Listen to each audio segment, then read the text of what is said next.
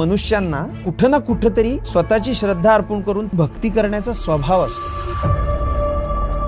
श्रद्धा ही मुळात अंध असते. ती अंध असणं अपेक्षित आहे, पण विश्वास मात्र डोळस असतो.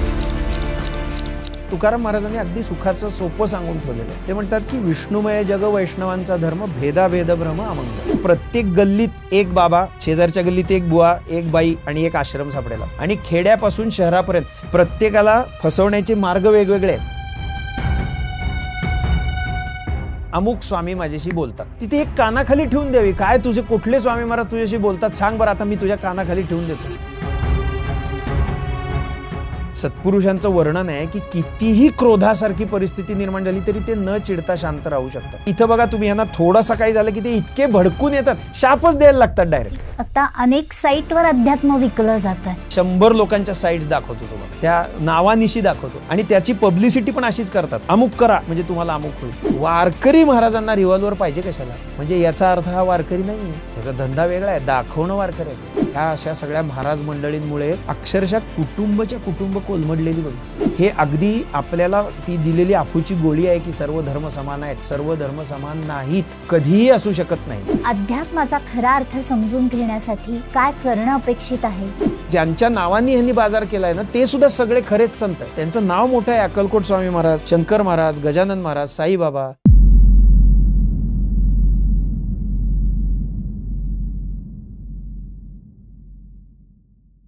नमस्कार मंडळी, वैचारिक किडाच्या वैचारिक गप्पांमध्ये आपलं मनापासून स्वागत.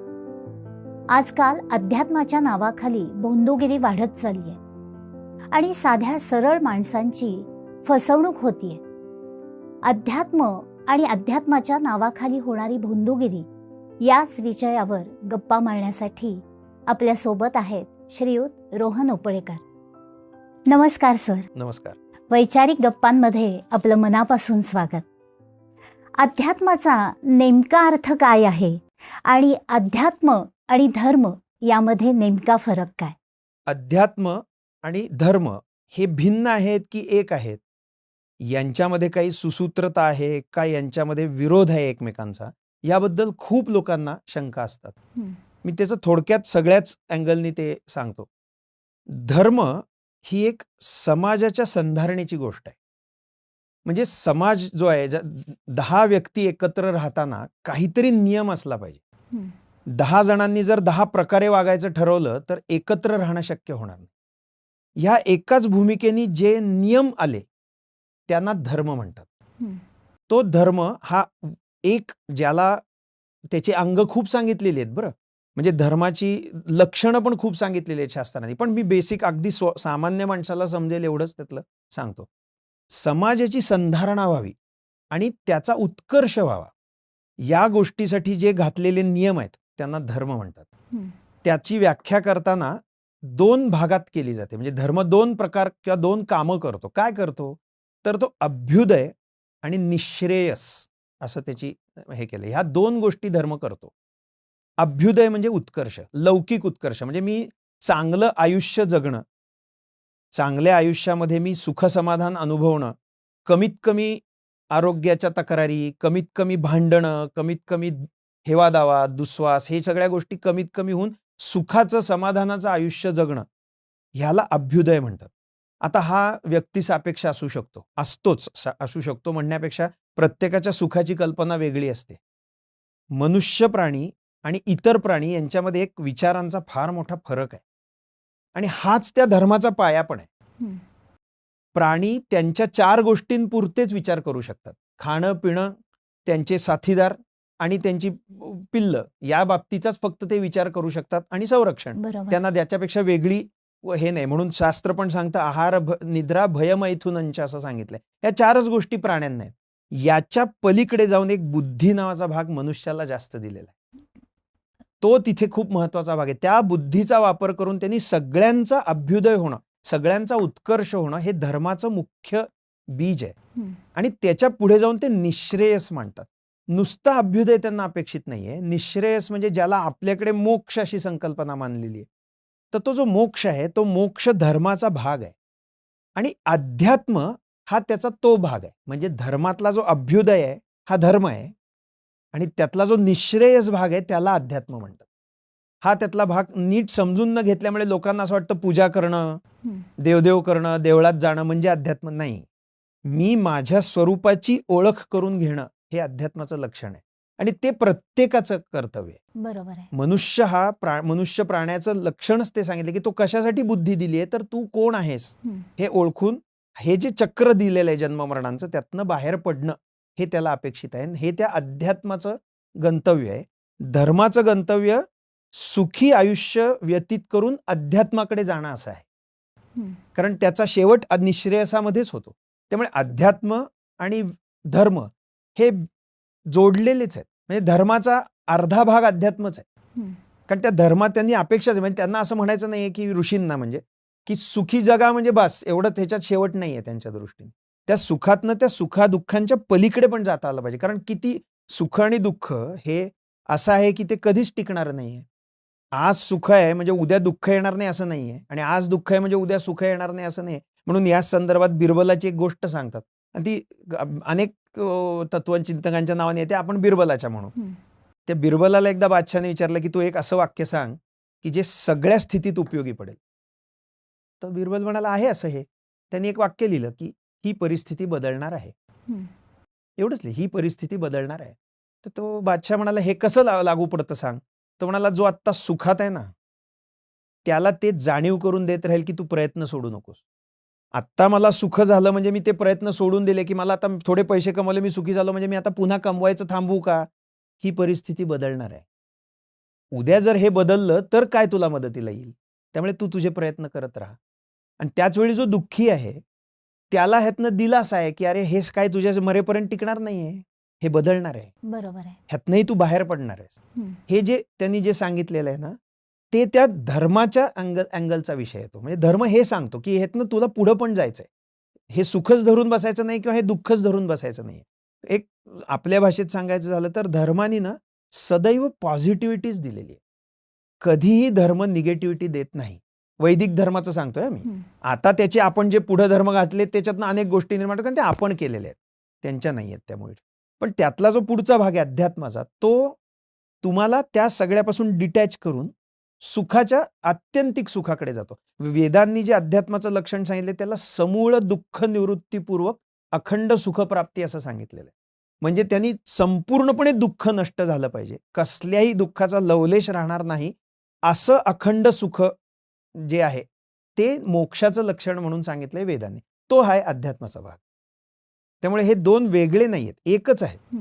पण आपण गल्लत करताना काय करतो, आपण जे बघत असतो तो धर्म नाही आहे. धर्म काय आहे आता हे अगदी आपल्या भाषेत सांगायचं झालं ना, तुकाराम महाराजांनी अगदी सुखाचं सोपं सांगून ठेवलेलं आहे. ते म्हणतात की विष्णुमय जग वैष्णवांचा धर्म भेदाभेद भ्रम अमंगळ प्रसिद्ध अभंग आहे. त्यात ते सगळं त्यांनी धर्म त्यांना जो अपेक्षित आहे संतांना तो सांगून ठेवलेला आहे. किंवा पुण्य परोपकार पापते परपीडा आणिक नाही जोडा दुजायासी असं सांगितलं, किंवा जे का रंजले गांजल, हे सगळे तुकाराम महाराजांचे सुप्रसिद्ध अभंग आहेत. त्याच्यात ते म्हणतात दया करणे जे पुत्रांशी तेची दासा आणि दासी. म्हणजे तुझ्या मुलांशी जसा वागशील तसाच तुझ्या घरच्या नोकरांची पण तू वाग. हे त्या धर्माचं मुख्य लक्षण आहे. ह्यालाच माणुसकी म्हणतात. साधी गोष्ट आहे. आम्ही आज विसरलेलो तीच आहे. आम्ही माणूस म्हणून विसरलो आणि सर्व प्रकारच्या वेगवेगळ्या प्राण्यांसारखं वर्तन करायला लागलेलो आहोत. म्हणजे ती आमची इव्होल्युशन आहे का काय, मागच्या दिशेने रिट्रोग्रेसिव्ह इव्होल्युशन चाललंय आमचं ते. पण हे धर्म सांगत नाही. धर्म भेद सांगत नाही. बरोबर आहे. पण तो आम्ही समजून घेत नाही, हा तिचा प्रश्न. आणि अध्यात्म तेच सांगतं की अरे हे नाही, ह्याच्याही पुढे जायचंय. ते दुःख सुख याच्या पलीकडे निघून जायचं तर तो खरा. कारण ते कधी ना कधीतरी नष्ट होणार किंवा येणारं जाणार आहे. ते किती दिवस धरून ठेवायचं. पण सर, अध्यात्माच्या आधारावर आता व्यवसाय केला जातोय, पण मग त्यामुळे भविष्यात अध्यात्म म्हणजे काय याची खरी उकल लोकांना होणार आहे का? हा आत्ताचा खूप मोठा दुःखाचा भाग म्हणा किंवा ज्याने व्यथित व्हावं असा भाग आहे. ज्या अध्यात्माचा पूर्णपणे तुमच्या वैयक्तिक हे आहे. जसं मगाशी मी तुम्हाला सांगितलं, धर्म हा सामाजिक आहे, सामूहिक आहे. अध्यात्म खूपसं वैयक्तिक आहे. कारण तो असं नाहीये, धर्मामध्ये अभ्युदय 4 लोकांचा एका वेळी होऊ शकतो, उत्कर्ष 4 लोकांचा होऊ शकतो, पारमार्थिक विकास एकट्याचाच होतो. म्हणून रामदास स्वामी महाराज सांगतात ना की सांगे वडिलांची कीर्ती तो एक मूर्ख. हं. माझे वडील खूप श्रेष्ठ होते, माझे वडील श्रीमंत होते, माझे वडील पराक्रमी होते. अरे तू काय आहेस? त्यांचा पराक्रम तुझ्या उपयोगी नाही पडणार आहे. त्यांचा पराक्रम त्यांच्या उपयोगी पडला. त्यांचं साधन त्यांच्या उपयोगी पडलं. त्यांनी जे मिळवलं ते त्यांच्या उपयोगी पडलं. इथे हा भेद येतो. हं. अध्यात्म ही खरं तर वैयक्तिक गोष्ट आहे. बरोबर आहे. पूर्णपणे वैयक्तिक गोष्ट आहे ती. आपलं अध्यात्म आहे. आपण मोक्षाकडे जाणार आहोत. आता दुर्दैवाने काय होतं, ते धर्म आणि अध्यात्माची जिथे सरमिसळ होते ना, तिथे ह्या सगळ्या गोंधळगिरीचा जन्म होतो. बरोबर. कारण काय होतं, ते आपल्याला समजत नसतं आणि अशी अपेक्षाही नाही. सगळं समजून घ्यावं अशी अपेक्षा नाही. किमान प्रयत्न करावेत अशी मात्र अपेक्षा आहे, जे आपण आधीच सोडलेले आहेत. तो प्रयत्नही आपण करत नाही समजून घ्यायचा. शास्त्र म्हणजे सायन्स म्हणजे टेक्निक. प्रत्येक गोष्टीला काहीतरी एक टेक्निक असतं. हं. ते जर आपण समजून घेत गेलो थोडं मूळ ग्रंथांमधनं, लोकांकडनं नाही. दुसरा काय सांगतो तो त्याच्या अनुभवाप्रमाणे आणि त्याच्या बुद्धीप्रमाणे सांगतो. ऋषींनी जे सांगितलेलं आहे ना, ते नुसत्या अनुभवात किंवा बुद्धीने नाही सांगितलेलं. त्यांची बुद्धी शुद्ध आहे. हं. हे जे वेद ज्यांच्या मार्फत आपल्यापर्यंत आले किंवा हे जे शास्त्र ज्यांच्या मार्फत आलं, ते ऋषी शुद्ध बुद्धीचे होते. बरोबर आहे. त्यांची बुद्धी पापपुण्यानी किंवा वासनांनी मलिन झालेली नव्हती. त्याच्या पलीकडे ते साधन करून शुद्ध झालेले होते. हं. त्यामुळे त्यांच्या वृत्तीत जे निर्माण झालं किंवा त्यांनी जे सांगितलं ते एकदम चोख सांगितलं. तुकाराम महाराजांसारखे महात्मे, ज्ञानेश्वर महाराजांसारखे महात्मे एकदम चोख सांगतात. म्हणजे त्याच्यात कसल्याही प्रकारचा किंतु परंतु अंतःकरणात येणारच नाही अशी परिस्थिती ते सांगतात. हं. असं ज्ञान सांगतात. हे आपण ते समजून घेत नाही आपण कुणाचं तरी त्याच्यावरचं मत समजून घेतो. हे प्रॉब्लेमॅटिक आहे. ते त्याचं असतं ना आणि म्हणून आपल्या धर्माला ना म्हणजे वैदिक धर्माला ऋषीप्रणीत म्हणतात. हा खूप महत्वाचा भाग आहे. ऋषीमुनींनी जे अनुभवून सांगितलं तो धर्माचा भाग आहे. म्हणजे अध्यात्माचा आणि धर्माचा पण. कारण तोही त्यांनी अनुभव घेतला होता. त्यांच्या ठिकाणी ती माणुसकी होती. हं. प्रत्येक ठिकाणी बघाल तुम्ही त्या ऋषींच्या प्रत्येक वागण्यामध्ये तो मुख्य मनुष्य धर्म होता, माणुसकी होती. करुणा हा त्या माणुसकीचा मेन भाग आहे. हं. जसं आपल्याला आपल्या मुलाबाळांबद्दल प्रेम वाटेल तसंच सगळ्यांबद्दल वाटलं पाहिजे हे त्यांनी वागून दाखवून केलेलं आहे. तर हे आपण ती माणुसकी जिथं सोडतो ना, तिथं हे सगळे प्रॉब्लेम्स होते ना, अभ्यास सोडतो. आता काय झालंय, आपण मूळ काहीच समजून घ्यायला जात नाही. आपल्याला ते म्हणजे शेळ्या जशा हाकल्या तशा हाकल्या जातात. ज्या दिशेने हाकलू त्या दिशेने जातात. तसं माणसांचं व्हायला लागलंय. आणि दुर्दैवाने हे सगळे स्वतःला शिकले सवरलेले समजतात. हे दुर्दैव आहे. शिक्षणाचा भाग त्यांनी आपल्या वागण्यात आणला नाही तर किती प्रॉब्लेम्स होतात ते आज आपण बघतोय. बरं, हा धंदा कसा आहे माहिती आहे का तुम्हाला? बिनभांडवली धंदा आहे. त्याच्यात इन्व्हेस्टमेंट काही करावी लागत नाही. बाकी सगळ्या धंद्यांमध्ये इन्व्हेस्टमेंट पण करावी लागते आणि एस्टॅब्लिश पण व्हावं लागतं. इथे एस्टॅब्लिश होणं फारच सोपं झालंय. कारण आपण मूर्ख आहोत. कारण जे महाराज म्हणून म्हणा किंवा बुवा, बाबा, बाया म्हणून जे सध्या प्रचलित आहेत ना, ते पण 99% खोटे आहेत. इतकं पण मोठं प्रमाण आहे ते, की त्याचा तुम्ही म्हणजे असं चेष्टेत म्हणायचं झालं तर प्रत्येक गल्लीत एक बाबा, शेजारच्या गल्लीत एक बुवा, एक बाई आणि एक आश्रम सापडेल आपल्याला. आणि खेड्यापासून शहरापर्यंत प्रत्येकाला फसवण्याचे मार्ग वेगवेगळे आहेत. खेड्यात फसवलं ज्या पद्धतीने जातं त्या पद्धतीने शहरात फसवलं जात नाही, पण फसवलं जातं. पण या सगळ्यामध्ये श्रद्धाळू भाविक लोकांचा छळ होतोय असं वाटतंय का? अर्थात होतोय. त्यांचाच छळ होणार ना, कारण ते भाबडे आहेत. हं. भाबडे याचा अर्थ काय, की पटकन कुठेतरी श्रद्धा ठेवणार आहे. आता एक लक्षात घ्या, श्रद्धा आम्हाला ठेवायला सांगावी लागत नाही. हं. आमची कुठं ना कुठेतरी प्रत्येकाची श्रद्धा असते. म्हणजे जो श्रद्धावान आहे असं वाटतं त्याची तर असतेच, पण जो श्रद्धावान नाही असं वाटतं त्याची पण असते. म्हणजे आता एखादा म्हणेल मी नास्तिक आहे, तर मी नास्तिक आहे या विचारावरची त्याची जी काय भावना आहे तिला श्रद्धा म्हणतात ना. माऊलींनी पण त्याच्यावरती सांगितलं, की देखे मनुष्य जात सकळ स्वभावताची भजनशीळ असं ते म्हणतात. म्हणजे मनुष्यांना कुठं ना कुठंतरी स्वतःची श्रद्धा अर्पण करून त्याला फॉलो करण्याचा किंवा त्याच्यावरती भक्ती करण्याचा स्वभाव असतो. मग कोणीतरी बॉसवर भक्ती करत असतं, कोणीतरी बायकोवर करत असतं, कोणीतरी नवऱ्यावर करत असतं, कोणीतरी देवावर करत असतं, पण एकूण कुणाला तरी फॉलो करतच असतं. न फॉलो करणारा असा कोणीही नसतो. कुठंतरी त्याचा भावनेचा भाग असतो, की जो त्यांनी एक त्या ठिकाणी ठेवलेला असतो. त्याला श्रद्धा म्हणतात. हं. त्यामुळे ती श्रद्धा पटकन बसू शकते. आपला स्वभाव आहे तो. बरोबर आहे. मनुष्याचा स्वभाव आहे.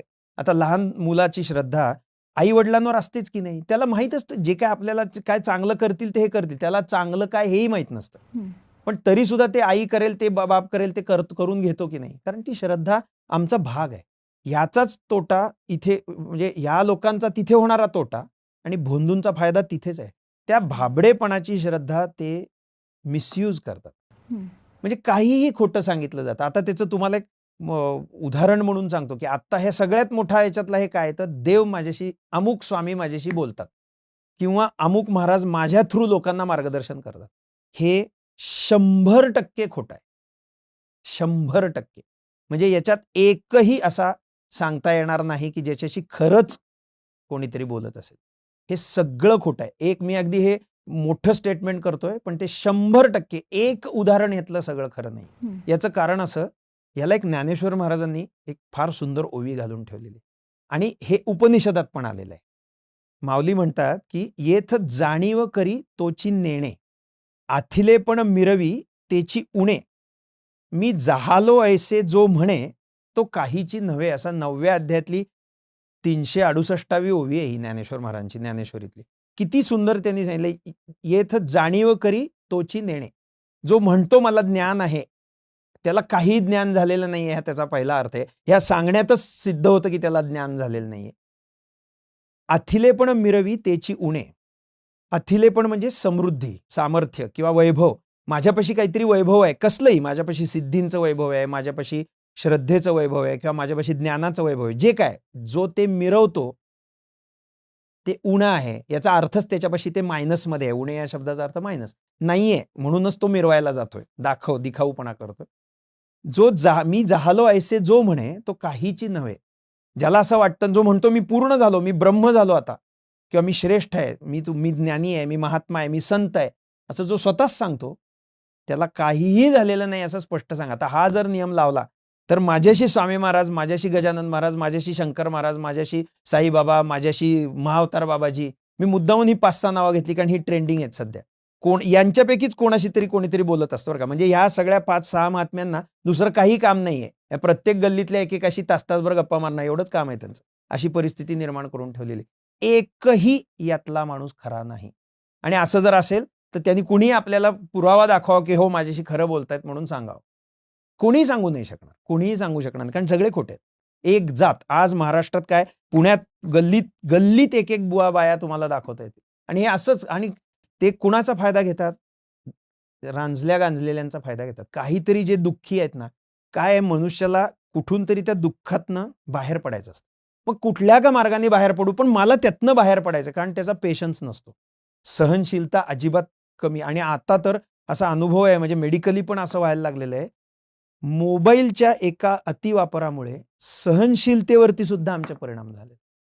कारण झटपट असतं ना, क्लिक केली की गुगलने काहीतरी सांगायला पाहिजे. तसं शरीराच्या बाबतीत होत नाही, तसं इतर कुठल्याही बाबतीत होत नाही. थांबावं लागतं, पेशन्स लागतो. तो गेलेला आहे लोकांचा. बरोबर आहे. त्यामुळेच म्हणजे आता अनेक साईटवर अध्यात्म विकलं जात आहे. जाणारच ना. असं एखादं भोंदूगिरीचं उदाहरण तुम्ही देऊ शकता मी का? इतकी उदाहरणं देऊ शकतो तुम्हाला नावानिशी. म्हणजे ते जोक्स असतात की नाही आपल्याकडे, की तो गण्या असं म्हणाला, तसं मी सांगतो तुम्हाला. मी आत्ता तुम्हाला असे पक्या, गण्या, रम्या, बरं अशा 100 लोकांच्या साईट्स दाखवतो तुम्हाला. त्या नावानिशी दाखवतो. सगळे मिळून फक्त फसवतात आणि त्याची पब्लिसिटी पण अशीच करतात. अमुक करा म्हणजे तुम्हाला अमुक होईल. इतकं सोपं आहे का ते? इतकं सोपं आहे का? किंवा त्याच्यातनं अजून काहीतरी नवीन, आमची दीक्षा घ्या, मग तुम्हाला हे मिळेल. मग तुम्ही आमच्या इथपर्यंत मी बघितलंय, की एका महाराजांनी असं स्टेटमेंट केलं होतं, की माझा साधनेने ब्लड ग्रुप बदलला. माझ्या गुरूंचा आणि माझा ब्लड ग्रुप सारखा झाला आणि ह्याच्यावर लोक विश्वास ठेवतात. परत श्रद्धा आणि अंधश्रद्धा येणारच ते. येणार. कारण काय, हे बघा, श्रद्धा ही मुळात अंध असते. ती अंध असणं अपेक्षित आहे. श्रद्धा ही अभ्यास करून ठेवली जात नाही. त्या शब्दाचाच, म्हणजे अंधश्रद्धा हा पिवळा पितांबर, मुलींची कन्याशाळा, साधा कॉमन सेन्स, हे जसे शब्द आहेत ना, तसा अंधश्रद्धा हा शब्द आहे. श्रद्धा अंधच असते. तिचा काही, आणि ती अंध असणं अपेक्षित आहे. श्रद्धा या शब्दातच तो अनुस्यूत आहे अर्थ. आपण आता एखाद्या लहान, तुम्ही कधी बघितलं असेल, मुलाला बाप असा उचलून वरती फेकत असतो. त्याला माहीत असतं ना, की आपल्याला हा धरणार आहे म्हणून परत. बरं. त्याची ही जी श्रद्धा, अंधश्रद्धा, त्याला पहिल्यांदा फेकलं तरी ते थोडंसं रडेल, पुढच्या वेळेला त्याला फेकलं तर हसायला येतं. खरं आहे. कारण त्याला आता एखाद्या वेळी त्याने हात काढून घेतला तर, पण तसं होत नाही ना. ही अंधश्रद्धाच आहे त्याची, पण ती अंध अपेक्षित आहे ना तिथे. ते सुखात हसतं ना वरती गेल्यानंतर, त्यामुळे आम्हाला परत फेक म्हणतं. अहो, मी तर असा 1-2 व्हिडिओ बघितले की ज्याच्यात मुलांसारखं कुत्री मांजरी सुद्धा करून घेतात. त्यांना पण आवडतं ते, कारण ती अंधश्रद्धा आहे. ती अंधच अपेक्षित आहे आपल्याला. पण विश्वास मात्र डोळस असतो. अनुभवानी जो येतो ना त्याला विश्वास म्हणतात आणि तो डोळस असला पाहिजे. इथे प्रॉब्लेम तो येतो. हे जे कोणतरी असं सांगतो ना, की मी तुला अमुक देईन, आणि त्याच्यात त्याला ते बुवाबाया नुसत्या कारणीभूत नाही आहेत. आम्ही पण आहोत. कारण आम्हाला ना सगळं झटपट पाहिजे. मी कष्ट न करता जेवढं मला मिळेल तेवढं मला पाहिजे असतं. ह्या एका माणसांच्या, भाबड्या माणसांच्या पण ह्या एका वृत्तीमुळे हे धंदे चाललेले. बरोबर. कारण ते तुम्ही त्यांना संधी देता ना. मग तो म्हणतो तू असं कर, 11 गुरुवार माझ्याकडे ये, मग तुझं हे काम होईल. आता असे 11 गुरुवार करणारे किमान 100 जण असतील, तर त्यातल्या एकाचंच कावळा बसायला आणि फांदी तुटायला काम झालेलं असतं. त्यामुळे बाकी प्रत्यक्षात 99 लोकांचं झालेलं नसतं. पण मग तो काय करतो, ह्या गल्लीतनं सोडून पलीकडच्या गल्लीतला आश्रम पकडतो. कारण प्रत्येक गल्लीत आश्रम असतो एक. त्या पलीकडच्या गल्लीतल्या महाराजांकडे तो जातो. थोडे दिवस इकडे 11 गुरुवार, थोडे दिवस तिकडे 11 गुरुवार. ह्या सगळ्या प्रकारात फक्त त्याच्या श्रद्धेशीच खेळ होतो. त्याचा फायदा त्याच्यातनं काहीच होत नाही. आणि याच्या अगदी उलट आपल्या संतांनी सांगून ठेवले. त्यांचं म्हणणं आहे, असं नकाच करू, कुणाच्याही मागे जायची गरजच नाहीये. कारण आता हे जे काही फसवेगिरी साईट्स मी तुम्हाला सांगतो, आता उदाहरण म्हणून तुम्हाला सांगतो. शास्त्र असं आहे की दीक्षा ही गुरूंकडनं व्हायला पाहिजे परमार्थाची. परमार्थाच्या ह्याच्यात गुरूंची आवश्यकता आहेच. बिना गुरूंची परमार्थ होऊ शकत नाही. बिना गुरूंचं काहीच होऊ शकत नाही. मला सांगा, एखादी बाई स्वयंपाक शिकते, कोणीतरी आई, आजी, मावशी, काकू कोणीतरी शिकवतं ना, का ती अशी गॅस समोर उभी राहते आणि तिला सगळे पदार्थ करायला यायला लागतात? नाही होत. नाही. शिकवावंच लागतं प्रत्येक गोष्ट. मग हे तर अध्यात्म आहे. हे पण शिकवावं लागणारच ना. आता YouTube शिकवतं म्हणून हरकत नाही, ते शिकता येतं. पण मी त्याच्यावर तुम्हाला एक जोक सांगतो, कसं होतो. ते आपलं एक जुनं पुस्तक आहे पदार्थांचं. त्याच्यात असं लिहिलेलं होतं, की थालीपीठ झालं, की ते तव्याच्या बुडाला लावावं आणि गॅसवरती ठेवावं. आता ही नवीन लग्न झालेली मुलगी होती. नवरा ऑफिसमधनं येणार, तर आज आपण थालीपीठ करूया म्हणून तिने रुचिरा काढलं. ओगलेबाई काय म्हणतात ते सगळं बघितलं. ओगलेबाईंनी सांगितलं होतं थालीपीठ बुडाला लावा आणि ठेवा. मग तिने तवा उलटा केला, त्याला थालीपीठ लावलं आणि ते गॅसवर ठेवलं. गुरुची आवश्यकता आहे की नाही? अगदी नुसतं पुस्तक समोर असून किंवा नुसतं YouTube असून चालेल का? कशात काय घालायचं ते पण थोडा अनुभवाने किंवा चुकून तरी शिकलं पाहिजे. तरी म्हणजे शिकायला पाहिजे. तसं ते अध्यात्मात तर आवश्यकता आहेच. पण तिथे काय होतं, त्या दीक्षेच्या नावाखाली, आता तुम्ही साईट्सचा उल्लेख केलात म्हणून मी तुम्हाला गंमत म्हणून सांगतो. सहज शक्तिपात दीक्षा किंवा असं दीक्षा म्हणून सर्च करा. तुम्हाला एक 5-50 साईट्स येतील. त्याच्यावरती तुम्ही एखादा फॉर्म भरायला असतो. मग तो फॉर्म भरा. तो फॉर्म भरला ना, मी करून बघितलंय बरं का, म्हणून सांगतो तुम्हाला. तो फॉर्म भरला की लगेच दीक्षेची तारीख येते. उत्तर कोणी दिलं? कम्प्युटरच्या प्रोग्रॅमनी दिलं. म्हणजे दीक्षा पण कम्प्युटर देणार आहे का तुम्हाला तिथं? इतकं उथळ करून ठेवलेलं आहे. बरोबर. ज्याला काहीच माहिती नसतं त्याला ते खरं वाटतं हो. पण त्या खरं वाटण्याच्या भानगडीत श्रद्धेचा तर बाजार होतोच. पण त्याचं जे काय मानसिक संतुलनच बिघडतं त्याच्यानंतर, ते खूप खूप जास्त प्रमाणात तोट्याचं आहे. खूप रिस्की आहे म्हणजे खूप risky. थोडक्यात हे. कारण काय झालंय, खरं आम्हाला जोपर्यंत कळत नाही, काहीही म्हणजे तुम्हाला सांगतो अध्यात्म, बरं ह्यातलं काहीही नोंदलेलं नाहीये का? सगळं नोंदलेलं. सगळ्या गोष्टी सत्पुरुषांनी आपल्या अनुभवाच्या रूपाने, अभंगांच्या, वाङ्मयाच्या रूपाने लिहून ठेवलेल्या आहेत. त्यांनी अनुभव लिहून ठेवलाय. अध्यात्म ही अनुभवण्याची गोष्ट आहे. तिथे अनुभव प्रधान आहे, कल्पना नाही किंवा बडबड पण नाही. धर्म आणि अध्यात्मात काय झालंय, आता फक्त बडबड बघायला मिळेल तुम्हाला. बडबड ह्याचा अर्थ अध्यात्म नाही. तो जो सांगितलाय अनुभव तिथे, तो मला पण आला पाहिजे. योगशास्त्र जे अनुभव सांगतं, ते अनुभव मी त्याप्रमाणे साधन केलं तर मला पण येतात. ते येणं यालाच खरं अध्यात्म म्हणतात. तो अनुभव मी घेतला पाहिजे. अनुभवातनं हे सगळं सुरू झालेलं आहे. पण तसं होत नाही आता. फसवलंही खूप जातं.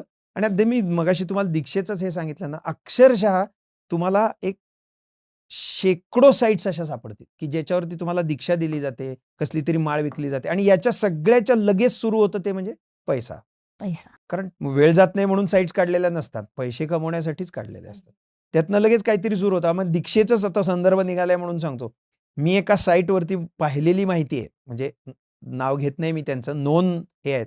त्या माताजींकडनं जर तुम्हाला विमानात दीक्षा हवी असेल, तर $50,000 भरावे लागतात. तीच बापरे! जर त्यांच्या आश्रमात दीक्षा हवी असेल, तर $5,000 मध्ये होते. आणि हे लोकं करतात. करतात. म्हणजे हे इतकं फसवलं जातं हे आपल्याला दिसतं आहे, तरी तरी सामान्य पण त्यांना लोक बळी पडतात. बळी पडतात. पण खरं म्हणजे अध्यात्म म्हणजे काय हे समजून घेण्यासाठी एक साध्या माणसांनी काय करायला हवं असं अपेक्षित आहे? त्याच्यासाठी थोडा अभ्यासच अपेक्षित आहे आपल्याला. काही नाही असं नाही. आता साधं आपलं मराठी लोकांचं इतकं मोठं भाग्य आहे मी तुम्हाला सांगतो. जेवढे सत्पुरुष मराठी प्रांतात झाले, तेवढे क्वचितच इतर कुठल्या प्रांतात झाले असतील. इतके चोख बोलणारे म्हणजे ज्यांनी आपला रोकडा अनुभव सांगितला असे ज्ञानेश्वर महाराज, तुकाराम महाराज, एकनाथ महाराज, रामदास स्वामी महाराज ह्या तर जुन्या काळापासून आजपर्यंत इतके मोठे अधिकारी महात्मे होऊन गेले आपल्या प्रांतात. आणि सुदैव असं आहे की त्यांनी आपल्या भाषेत फार मोठी ग्रंथरचना केलेली. खरं हे आपलं खूप मोठं भाग्य आहे. खूप मोठं भाग्य आहे की तशी ग्रंथरचना अवेलेबल आहे. पण आम्ही ते उघडूनच वाचत नाही. आता साधं उदाहरण सांगतो तुम्हाला. लोक काय म्हणतात, ज्ञानेश्वरी कधी वाचायची? पार दात पडायला लागल्यानंतर म्हातारपणी वाचायची. माऊलींनी कितव्या वर्षी ज्ञानेश्वरी लिहिली? 16व्या वर्षी. 16व्या वर्षी. मग ती 16 ला वाचायची का आम्ही? त्यांनी जर 16व्या वर्षी लिहिली तर आम्ही 16व्या वर्षी वाचणं अपेक्षित आहे म्हणूनच लिहिली ना. जर ते 16व्या वर्षी ते ज्ञान सांगू शकत होते, तर 16व्या वर्षी ते ज्ञान आत्मसात करता येण्याची कॅपॅसिटी आहे हे ह्याच्यात सिद्ध नाही का होत? आम्ही ते बघतच नाही. आणि म्हणून हे जास्त म्हणजे मला कितीतरी वेळेला असा प्रश्न पडतो, की अरे आम्ही बाजारात गेलो किंवा एखादा कपडा घ्यायला गेलो, तर आम्ही किती वेळा त्याची चिकित्सा करतो. मग त्याचा पोतच चांगला आहे का? त्याचा कॉटनच चांगला आहे का? त्याचं सिल्कच चांगलं आहे का? इतक्या वेळा बघतो. साधी कोथिंबीर भाजी-बिजी घ्यायची झाली, तर आम्ही किती वेळा ती गोष्ट तपासून बघतो. पण इथे का विश्वास ठेवतो? आता ही आमची चूक नाहीये का? खूप मोठी चूक आहे. आपलीच चूक आहे ही. आपणच तो विश्वास ठेवलाय आणि आपण त्यांना संधी दिली आहे. त्याला भोंदूगिरी जिथे असं वाटेल ना, तिथे एक कानाखाली ठेवून द्यावी. काय तुझे कुठले स्वामी महाराज तुझ्याशी बोलतात सांग बरं, आता मी तुझ्या कानाखाली ठेवून देतो. काय तुझे स्वामी महाराज करतात बघू म्हणून सांगावं. अरे त्याच्यापाशी नाहीच कुठले स्वामी महाराज. कुठल्याही प्रकारचा देव म्हणजे भगवंतांची जे रूप आहेत हे येऊ शकत नाहीत आणि कुठल्याही प्रकारचे संत कधीही कुणाच्याही अंगात संचार करू शकत नाहीत. नवरात्रीत जे अंगात येतं देवीचे गण असतात. ह्या आयुर्वेदाच्या ह्यांनी सुद्धा 18 प्रकारच्या गणांची नोंद केलेली आहे. कोणकोणत्या प्रकारचे गण याचा अर्थ सेवक. ते पिशाच्च्या योनीतलेच असतात आणि ह्याला मी सांगतोय असं नाही, याला जुने पण उदाहरणं आहेत.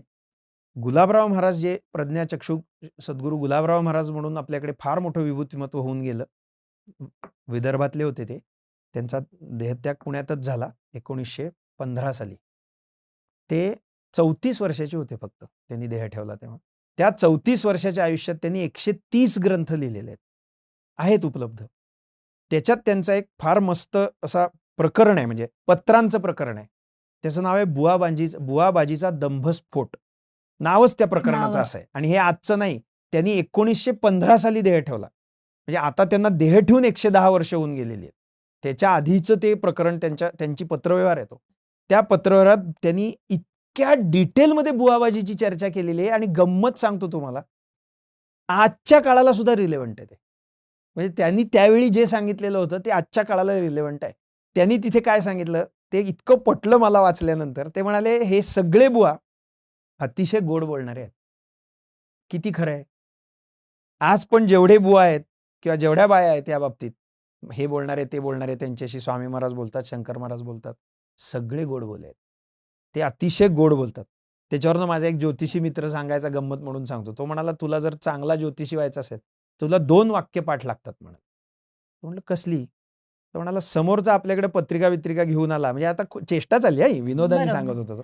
जर आला तर त्याला म्हणायचं तुमच्या पत्रिकेतनं असं दिसतं की तुम्ही फार कष्ट करता पण त्याची कोणाला किंमत नाहीये. तो 100 रुपये लगेच काढून ठेवतो समोर, कारण खरं आहे प्रत्येकालाच वाटत असतं माझी कोणालाच किंमत नाही आहे. अगदी त्यामुळे ते बरं हे काय ज्योतिषांनी सांगायची गरज नाही, पण तो ज्योतिषी तिथे आणतो ते.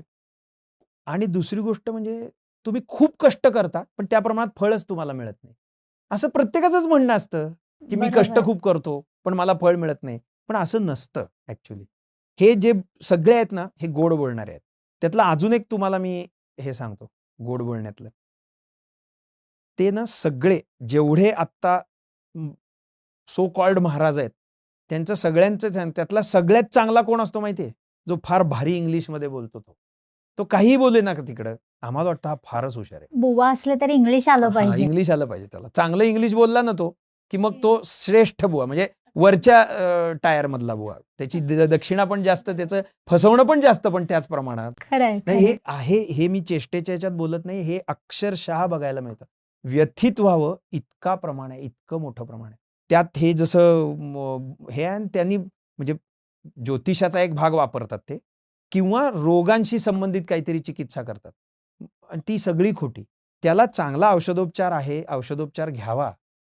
तसं करत नाहीत. लोकं काय करतात, आम्ही खूप औषधोपचार घेतला. आता मी या शास्त्राशी संबंधित आहे, वैद्यकीच्या याच्याशी माझे मित्र खूप आहेत म्हणून सांगतो.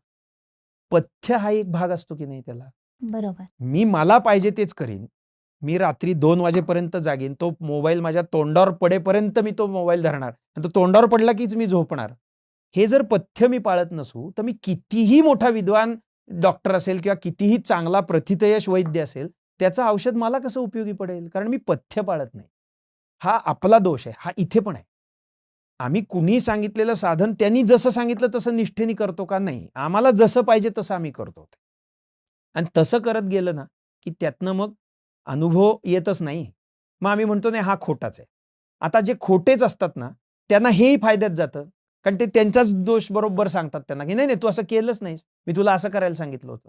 तो खोटाच असतो मुळात. तो खोटच फसवत असतो काहीतरी. इतके मार्ग झालेत त्याचे, म्हणजे काय म्हणाल ते. त्याचं पहिलं कारण म्हणजे कुठलं तरी त्याचं दुःख किंवा त्याची अडचण तो हेरतो. मग तू इतके वेळा हे कर, मग ते असा अमुक अंगारा लाव आणि हे कर. अरे, तुकाराम महाराजांनी पण तेव्हा सांगून ठेवलेलं आहे, की नवसे कन्या पुत्र होती, मग का करणे लागे पती. बरोबर. म्हणजे नुसत्या नवसानी कन्या. आता ह्याचाही पुरोगामी म्हणणारे लोक ह्याही अभंगाचा उपयोग करून घेतात. तसं नाहीये. त्यांना काय म्हणायचंय, नुसता नवस करून पुत्र होत नाही. ते इथे पती हवा ना तिला. मग बाईने एखाद्याने नुसता नवस केला तर एवढाच त्यांना म्हणायचंय. त्यांना अजिबात असं म्हणायचं नाहीये, की नवसानी काहीच होत नाही. त्यांनी तसं म्हटलेलं नाही. त्यांनी दुसऱ्या 4 ठिकाणी 4 इतर अभंगांमध्ये असं पण म्हटलेलं आहे, की जे काय नवस असतील ते वेळच्या वेळी फेडावेत. हे जसं आत्ता उदाहरण मी सांगितलं. काही गोष्टी आपल्याला मानाव्याच लागतात. त्यापैकी हे एक आहे. हे जे म्हणजे माझ्या पाहण्यात जे काही बुवाबाया आहेत, त्यातले काही जण पिशाच्च बाधित पण आहेत. ते पिशाच्च त्यांच्या रूपाने ते काम करत असतात. बापरे! असं पण आहे. आता जिथे ते स्वतःच अतृप्त आहे, तिथे ते तुम्हाला काय तृप्ती देणार? खरं. जर गुरु पूर्णत्वाला गेला असेल, तर त्याचा शिष्य पूर्णत्वाला जाईल. गुरु ज्या लेव्हलला अध्यात्माच्या स्थितीत असेल, तेवढ्याच लेव्हलला जास्तीत जास्त त्याचा शिष्य जाऊ शकतो. हा पण भाग तिथे शास्त्रांनी सांगितला, आपण हा बघत नाही. आपण कोणीतरी असा जो काय सो कॉल्ड काहीतरी चमत्कार करून दाखवत असतो, त्याला गुरु मानायला जातो. त्याला फॉलो करायला जातो. आणि मग तिथे आपली वंचना होते, आपली फसवणूक होते, आपल्यामुळे होते. आपलं नुकसान आहे. आपलं नुकसान होतं, कारण तो मुळात पूर्ण नसतो. तर तुम्हाला काय पूर्ण करणार? खरं आहे. पण हे आपण अभ्यास नाही म्हणूनच आपण तिथे जात नाही. अभ्यास त्याचा थोडासा तरी किमान आता तर इतकं सोपं झालं हो. सगळं संत वाङ्मय आपलं एका क्लिकवर आहे. काय म्हणाल ते तुम्ही Googleवर सर्च करा, तुम्हाला आपले सगळ्या मराठी संतांचे सगळे ग्रंथ मिळतील. पण ते उघडून बघितले तर पाहिजेत. खरंय. कारण आता हल्ली तरुण वर्ग हा YouTubeकडे किंवा तरुण का सर्व लहान सर्वच मुलांपासून अगदी म्हाताऱ्यांपर्यंत सगळे खरंय, YouTubeवरच खरंय. असतात. पण तरुण वर्गाला असं वाटतं, की अध्यात्म हा विषय उतरत्या वयाचा हां. आहे आणि त्यामुळे तरुणांनी अध्यात्माकडे कसं पाहायला हवंय? तरुणांनी नाही, याचं कारण मी तुम्हाला 2 सांगतो. जे मगाशी धर्माचा विषय आपला चालला होता ना, धर्माचं बाळकडू घरात मिळत होतं पूर्वीच्या काळात. कारण आई-वडील करत होते. मुलं पाहत होती. संध्याकाळी आल्यानंतर हातपाय, आता साधी त्यातली गोष्ट आहे बघा, की बाहेरून कुठून आलं की हातपाय धुतले पाहिजेत, असा आपल्या घरांमधला पूर्वीच्या काळातला नियम होता. अजूनही आजी-आजोबा तुम्ही बघा, बाहेरून आले की हातपाय धुतील. किती साधी हायजिनिक गोष्ट होती ती. आम्हाला शिकवण्यासाठी कोरोनाला जन्माला यावं लागलं. त्यांनी आम्हाला शिकवलं ते, की नाही, सारखं हात धुतले पाहिजेत, पाय धुतले पाहिजेत, स्वच्छ राहायला पाहिजे. अरे, हे आमचा धर्म आधीपासून सांगत होता. पण आम्ही त्याला मूर्ख ठरवला धर्माला. हे काय धर्म, काय पाळायची गोष्ट आहे असं. आणि याचं कारण शिक्षण पद्धती. मेकॉलेनी जी शिक्षण पद्धती घातली, तिचं कारणच ते होतं. तुमचं स्वत्व तिथे आधी त्यांनी मारलं. त्याचं पत्र आहे बायकोला लिहिलेलं 1935 सालचं. त्यांनी लिहिलंय त्याच्यामध्ये. आम्ही त्याला खूप मोठा मानला, की किती छान काय शिक्षण पद्धती आणली. वाटोळं केलं त्यांनी त्या शिक्षण पद्धतीचं. त्याचं पत्र आहे ज्याच्यात तो कन्फेस करतो, की मी हे असं-असं केलं. ह्या सगळ्या हिंदुस्थानातल्या लोकांची इतकी धर्मभावना चांगली आहे आणि इतकं ते त्याला विचारांच्या भूमिकेने जोडलेले आहेत. मी तिथे पहिला घाला घातला. मी त्यांना तुम्ही मूर्ख आहात हे सगळं बघताय असं शिकवायचा प्रयत्न केला. त्यांनी एकदा त्याची कास सोडली की आपल्याला त्यांच्यावर राज्य करणं सोपं जाईल अशी नोंद आहे त्याची. बापरे! आणि आम्ही त्याला मोठं मानलं इतकी वर्ष. आम्ही पहिलं काय केलं, ती गेल्या 2 पिढ्या अशा आहेत की ज्यांनी मुळात धर्माचं जे बेसिक आचरण होतं तेच सोडलं. त्यामुळे तरुण तर सोडा, आत्ता मोठी पिढी पण वाया गेलेली आहे त्या बाबतीत. घरातच काही करत नाहीत तर मुलं काय करणार? खरं. ते त्याच्यासाठी आपण आधी समजून घेतलं पाहिजे मूळ. माझं म्हणणं असं आहे की कोणाचं तरी त्याच्यावरचं म्हणणं न समजून घेता मूळ सिद्धांत ग्रंथ शास्त्र सगळं त्या शास्त्र मागचं समजून घेतलं समजलं. पाहिजे आणि मूळ वाचलं पाहिजे. ते काही फार कठीण नाहीये. प्रयत्न केला तर सगळं जमतं. सायन्स आपल्याला कठीण वाटतं का? वाटतं. पण जमतं ना. फार आपण बरोबर. चंद्रावर जातोय आता त्याच्यासाठी. म्हणजे कुणाला कोणाला तरी जमतंच ना ते करायला. अभ्यास करेल तर तेही तुकाराम महाराज सांगून ठेवतात.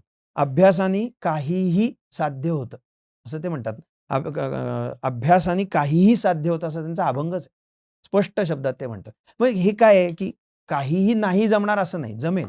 आम्ही प्रयत्न केला पाहिजे आणि हे जर आपण असा प्रयत्न केलाच नाही तर हे सगळे जे भोंदू आहेत ना ते पूर्ण वाटोळं करून ठेवतील आपलं. आणि आज दिसतं ते नुसतं तुमच्या श्रद्धेशी खेळत नाहीत, ते तुमच्या पैशाशी पण खेळतात आणि ते तुमच्या भावनेशी खेळतात.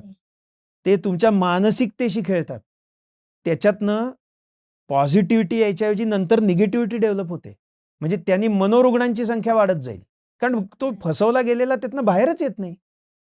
रोज उठून कोणीतरी काहीतरी संदर्भ घेतं. मी तुम्हाला उदाहरण त्या दीक्षेच्या यांनी दिलं ना, मला तो जास्त कन्सर्नचा विषय वाटतो. आज दीक्षा या नावाखाली एक तर स्वतःचा संप्रदाय निर्माण करतात लोकं. म्हणजे ते जे कोण गुरु महाराज असतात सगळे, ते स्वतःचं काहीतरी करतात. इथे एक मी मुद्दामून सांगून ठेवतो, हा खूप महत्त्वाचा भाग आहे. त्याला काही निकष आहेत. कारण अनुभव हा वैयक्तिक आहे. अध्यात्माचा अनुभव वैयक्तिक आहे. तो मी एकटाच घेणार आहे. हं. मला काय अनुभव आला हे मी शब्दांनी फार तर सांगू शकीन. पण त्याच्यावर विश्वासच ठेवावा लागेल तुम्हाला. त्याला पर्याय नाही. किंवा मी तो अनुभव घेतला तरच मी सांगू शकेन. आता जसं तुम्ही साखर खाल्ली ती गोड लागते. गोड म्हणजे काय हे जर मला माहितीच नसेल, तर मी कसं सांगणार ती गोड आहे हे? म्हणजे मला चमचाभर साखर खाऊन बघितली पाहिजे. म्हणजे मग माझी दोघांचे अनुभव एक झाला. मग मला सांगता येईल हो साखर गोड आहे. तू म्हणतोस तशी गोड आहे. इथे तोच भाग येतो. अनुभव हा आपण जोपर्यंत घेत नाही तोपर्यंत कळू शकत नसल्यामुळेच फार मोठा प्रॉब्लेम ह्या भोंदूंचा फायदा आणि आपला तोटा आहे. कारण तो जेव्हा सांगतो की असं घडतं तेव्हा आपल्याला विश्वास ठेवावा लागतो. पण तिथे एक विश्वास ठेवण्यापूर्वी पण काही चिकित्सा करायला सांगितलेली आहे शास्त्राने. ह्याच्या नोंदी तिथपासून आहेत बरं. म्हणजे आज भोंदूगिरी आहे का? नाही. जेव्हा चांगला निर्माण झाला तेव्हाच वाईट निर्माण झाला. वाईट होता म्हणून ह्याला चांगला म्हणला ना, सापेक्ष आहेत ते. वाईट आणि चांगले ह्या गोष्टी सापेक्ष आहेत. तशाच तेव्हाही पासून आहेत. त्याला शास्त्रांनी काही मार्ग दाखवून सांगून ठेवले. ते मी मुद्दामून इथं सांगण्याचा प्रयत्न करतो. कुठेतरी कुणाला तरी त्यातनं जिज्ञासा होईल. एक असा कोणी जो महाराज किंवा जो भोंदू असतो ना, आता तो भोंदू आहे का नाही हे ठरवण्याचे निकष सांगतोय मी. त्याला काहीतरी गुरुपरंपरा आहे का हे बघितलं पाहिजे. अध्यात्म हे गुरुपरंपरेशिवाय होऊ शकत नाही. कुठेही होऊ शकत नाही. स्वयंभू तिथे कोणीही नसतो. हे अगदी म्हणजे काळ्या दगडावरची रेघ लक्षात ठेवायची. त्यामुळे एखादा जर म्हणत असेल की मला कोणी गुरु नाहीत, मी स्वयंभू आहे, मला डायरेक्ट भगवंतांनीच, दत्तप्रभूंनी किंवा भगवान श्रीकृष्णांनीच किंवा कुणी अजून कुठल्यातरी देवांनीच डायरेक्ट दर्शन देऊन साक्षात्कार झालाय, निःसंशय तो खोटा आहे. निःसंशय खोटा आहे. याला मी मगाशी ज्ञानेश्वर महाराजांची जी ओवी सांगितली ती प्रत्येक ठिकाणी लावायची. जो स्वतःच्या तोंडाने सांगतो की मला ज्ञान झालंय, त्याला ज्ञान झालेलं नाही असा त्याचा अर्थ आहे. त्यामुळे जर असं तो म्हणत असेल की मीच स्वयंभू आहे तर तो खोटा आहे. एक. दुसरा भाग म्हणजे तो शास्त्रांचे काहीतरी बेसिक गोष्टी तरी पाळतोय का हे बघितलं पाहिजे. त्याच्यासाठी आम्हाला थोडा अभ्यास लागेल. पण हे कळू तरी शकतं. अगदीच विचित्र काहीतरी सांगत असेल तर समजावं हा काहीतरी वेगळं सांगतोय. आणि त्याला असे मार्ग आपल्याला सापडू शकतात. म्हणजे तो काहीतरी असा स्वतंत्र माझी ही नवीन ध्यानाची अमुक पद्धत आहे किंवा नवीन साधनेची अमुक पद्धत आहे. कुठे याचा रेफरन्स आहे असं म्हणावं. कारण जगात सांगितलं ना मगाशी मी तुम्हाला, वेदांनी जे सांगितलं त्याच्यापेक्षा वेगळं एक कणभर सुद्धा कुठं नाही. त्यामुळे त्याचा काही ना काहीतरी रेफरन्स आहे. हा जर म्हणाला नाही हे मला ध्यानात सापडलंय तर समजावं हे फसवण्याचा धंदा आहे हा त्याचा. आणि त्या गुरुपरंपरेच्या याच्यात जर तो सांगू शकत नसेल, त्याचं आत्ता जे काय होतं ना, ते मी एक उदाहरण सांगतो तुम्हाला. सध्या सगळ्यात जास्त वापरलं जाणारं नाव आहे महाअवतार बाबाजींचं. क्रियायोगाचे जे सत्पुरुष होऊन गेले, महासिद्ध असे ते सत्पुरुष होते. त्या महाअवतार बाबाजींनी मला डायरेक्ट दीक्षा दिलेली सांगणारे एक 25 एक लोक मलाच माहिती आहेत. त्यांना काय काम नाही का दुसरं? तुम्हाला दीक्षा देत फिरण्यापेक्षा.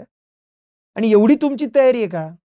शास्त्राने एक तुम्हाला उदाहरण सांगतो. आता 3रा निकष, त्याच्यापाशी काहीतरी सद्गुण संपत्ती दिसली पाहिजे.